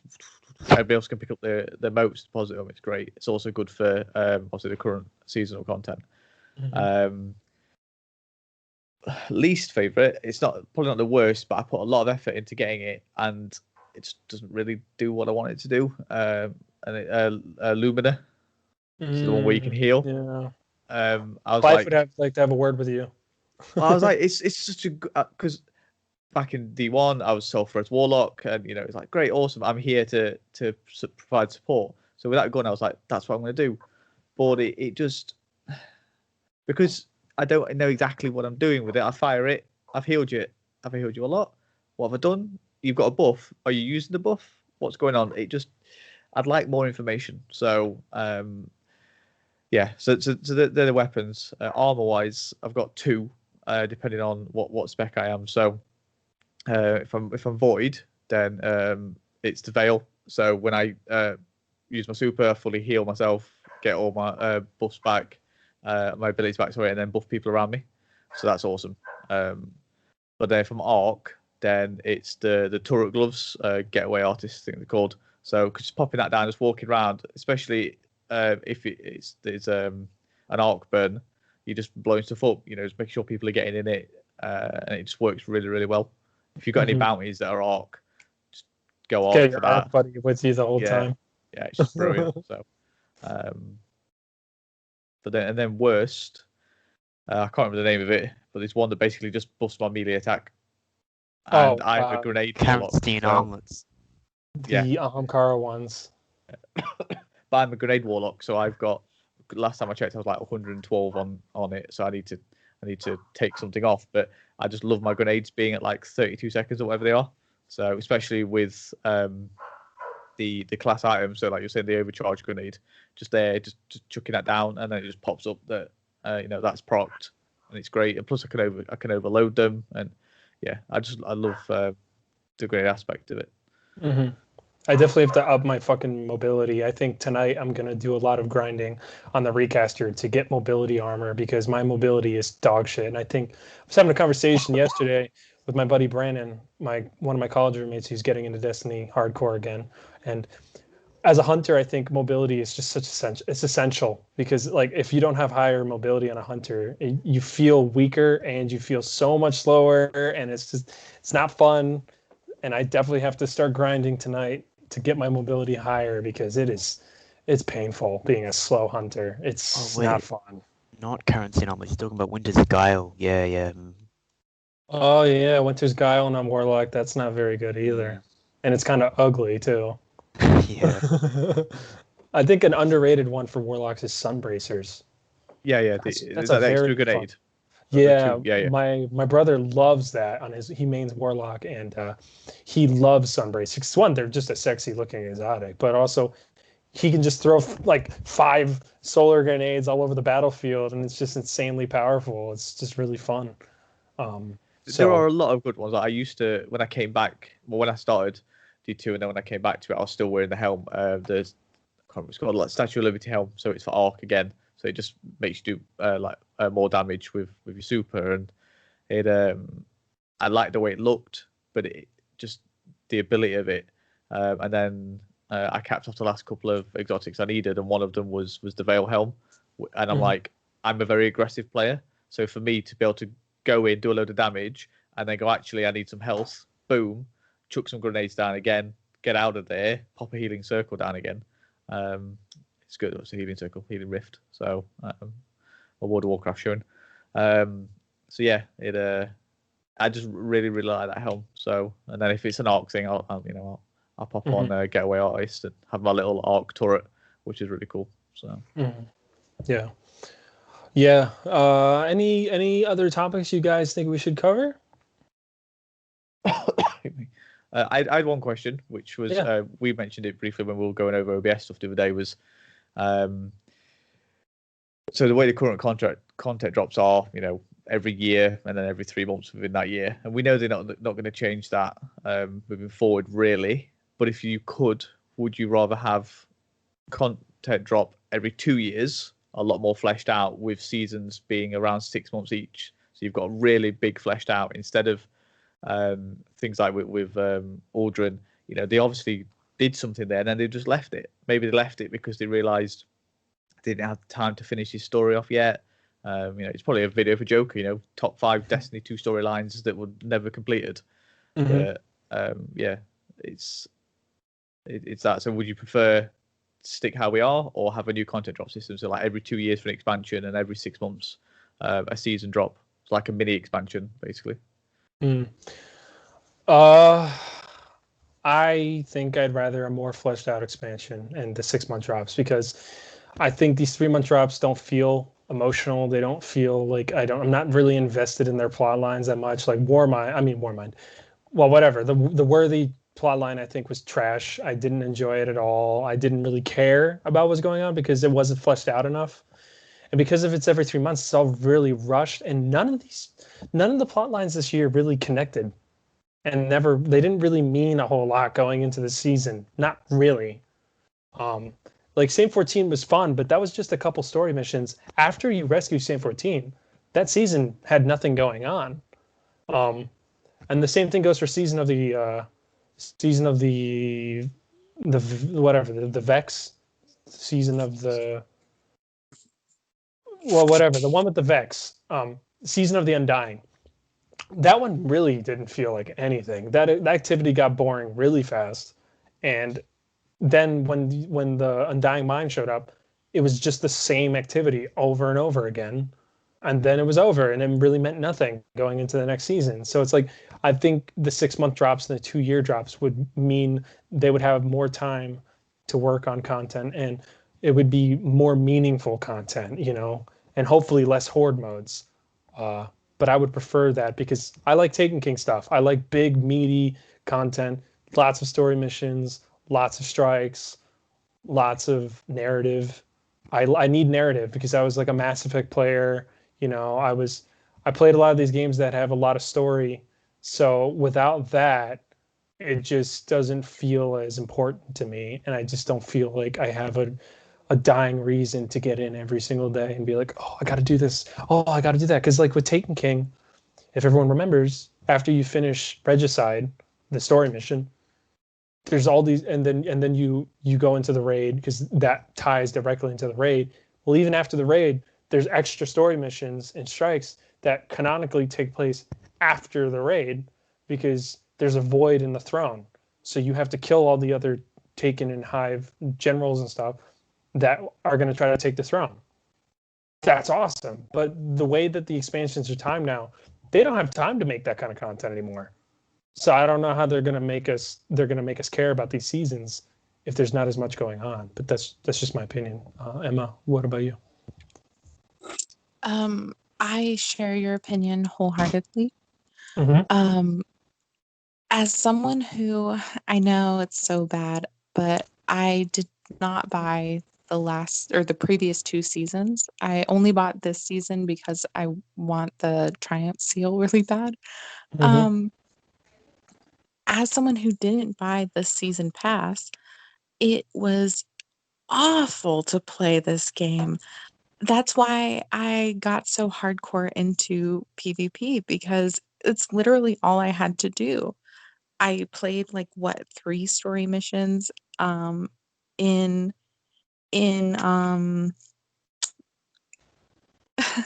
oh my god, I can't remember the name of the season. For Saint 14, there's 3 Season of story Dawn. missions, Yeah. and then there's nothing to do after that. They're like, here, go do this thing, and then absolutely not. I can't go do that thing. Even at the beginning of this season, before I had bought the season pass, there was only 3 story missions. Mm-hmm. It was ridiculous. I was just like, okay, I guess I'm gonna go play Modern Warfare, or I'm gonna go play the Division 2. There's no reason for anyone to play Destiny right now with the way that they are, or to really put in the energy to play all the time if you're not going to get the season pass. if they did it every 6 months and we got like 6, even just 6 story missions that were fully fleshed out with interesting things in the background or NPC involvement, that would be mind blowing coming from where we are. There's so many things that they could do with that. Mm-hmm. What about you, Joker? Joker. What about you? Jack? What about you, Jack? Everybody pretend you didn't hear that. All right. The thing that resonates strong with me is I absolutely hate not knowing what to do when I'm in a game. I hate because I'm always the sort of person who's just like, all right, well, if I hop on, what am I going to try and do? What objectives am I going to try and complete by the time I get off? I love that feeling where it's like, you listen out, all right, I'm going to try and do this, listing all these things. But so that's why I feel like I'm kind of an advocate for both sides, though. Because it feels like if it's those 6 months increments, it depends on, what's a part of those increments. Mm-hmm. Because if it's, they're releasing every 6 months, but it's still only content, 3 months worth of content, then, definitely you'd probably want to go with 3 months, because by the time you finish that, content, you want to move on to new content with a new expansion, or a new sort of mini thing. But then again, if they're rushing it already with the 3 content, 3 months of content, then having 6 months, if I don't know, if they find a way to merge, for example, if they had something like Black Armory and then one following that season of the Drifter, if they managed to merge that together into 6 months, would that equal 6 months of content, or would that still have time where you're doing nothing? Mm-hmm. So I feel like it all very depends on how much content you really are getting within that 6 months. Yeah, no, that's a fair point. And I'd love for them, and we could probably find this data out. I guess there are websites out there that track it, but how many people, what the uptake is at the beginning of a season, what it is 6 weeks in, and what it is the week before a new season drops. Because I imagine it will spike, drop, and then that last week people will go, oh, actually I need to finish some stuff, and they'll come diving back in. And that may replicate again with the 6 month one, but you'd probably have that bigger lull in the middle. So yeah, it's not going to change. We know that now. We know for the next 3 years it is season. It is expansion for a year with season blocks. They may change the way the blocks. They may go 4 months, 3 instead of 4. But we know that it's 1 year. It was just something that I mentioned off the cuff to Prophet the other day, and so it'd be good to get other people's takes on it, because there are time. This season, yes, it's been extended by 7 weeks because of of things that were out of anybody's control, but all the other previous seasons as well. There was so much time where you didn't have anything to do. There was content, you can do it. The gameplay loops there, you can log on, you can do stuff, but it's like your job. You get into a point where your job where you can do 8 hours worth of work, depending on what you do, in 2 hours, 3 hours. It's like that with Destiny. You can log on and you're like, okay, right, I've got to hit max. There are Reddit threads and everything where you can maximize the bounties that you need to do. So it becomes literally automated. And that's all right at the beginning when you're trying to get to power level to do content. But 3-4 weeks in, what are you doing for the next 8 weeks? So I think there needs to be a massive, at Bungie, I think there needs to be a massive overhaul of the content, how it works, how it flows, when it's released, how often to release story missions. I think they need to do a very long look at all that to give players shit to do over an extended period of time, to try, I'm not saying they're going to always reduce the lulls, but to try to reduce the lull as much as humanly possible, because you want to have people playing the game as often as possible, and this weird COVID-19 change has allowed me time to play other games, yes, but that's not what Bungie really wants. Bungie would like us to be playing Destiny, and I think Bungie is in a really precarious situation now because it's releasing at a god-awful time for the game. I mean, I think we can all agree. I mean, it's releasing when Cyberpunk is releasing, and that is just brutal. I mean, that's going to be really tough for them to break through, especially since they don't have the financial backing of Activision anymore. It's just them. So that's going to be really hard for them to, and I don't have the economic data on it. I'd be interested if somebody found it. If the experts are already predicting what the sales are going to be, because I think most experts can probably predict it by now. It's going to be insanely huge for Cyberpunk, and I'm sure Beyond Light's going to do very well, but I think it's going to be really tough for Beyond Light to break through the cyber. And this is just Cyberpunk. This is not counting all the other stuff that's releasing that time. Just Cyberpunk alone, unless it gets delayed again, which I know everybody's memeing on Twitter and saying like, "Oh, but it's delayed again." Unless it gets delayed again, that's going to be a really, really, really tough window for them. It's a tough window for anybody in November. To be fair, you've got Assassin's Creed, you've got Watch Dogs, you've got, if predictions are right, you'll have both next generation consoles. So do you buy next generation console and not buy Destiny, or if you're on Xbox, you buy it and then you get it through Game Pass? Are they dropping the next generation version with the next generation consoles, or is it going to be 6 months down the line? Is it going to be in 2021? Is it going to be when the Witch Queen comes out? When are we going to get those? There's a lot of factors that will go into people buying the console. As a Game Pass subscriber, I'm okay now. I don't need to worry about that at all. But not every, there's only 10 million Game Pass subscribers ish, so that's still a small percentage, probably 25%, if not less, of the Xbox install base. How many of those people already play Destiny? How many people are going to come to Destiny in September with Game Pass when it launches that aren't going to then come back in November because it's so overwhelming and they put off by it? There's so many what ifs that Bungie, if they don't have the content to see us through Christmas, because you don't expect 3-4 months worth of content at the beginning of an expansion. Or I don't anyway, but I'd like it to see me through Christmas. I'd like it to be, once I've put 80 to 100 hours into Cyberpunk, I'm like, I've still got a ton left to do on Destiny as well. Yeah, I mean, especially with the new consoles coming out, and I know I'm going to get one, and the price point of the console, not include, even if I traded my console, like, it's still going to be quite a bit of money. Plus, this expansion was not cheap, and I bought the special version, and so you're asking people to buy the new expansion, or do I just buy Cyberpunk for $60?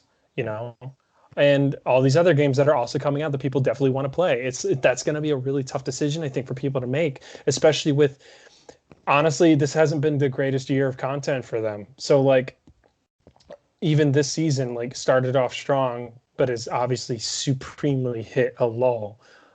Are people going to feel like, oh, is this really going to be any different? Especially with this TWAB, I think is a little worrisome, because this TWAB was basically in our face going, look at all you're losing.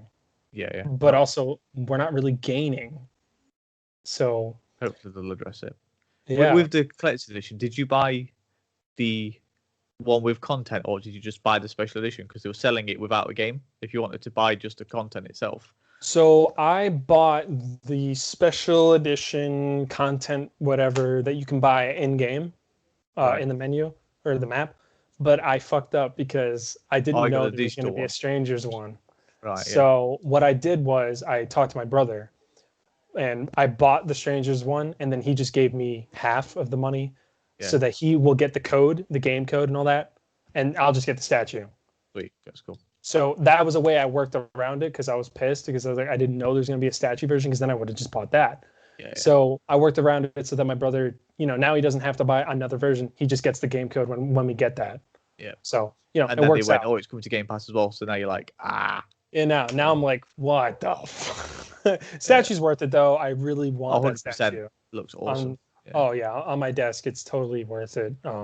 Made by a company that's not too far from here. Oh, really? So, yeah, they did. Numbskull. Is a company that makes them. So. Yeah, they have a good track record. I just didn't know that. They do a lot of good stuff. Got it. Yeah.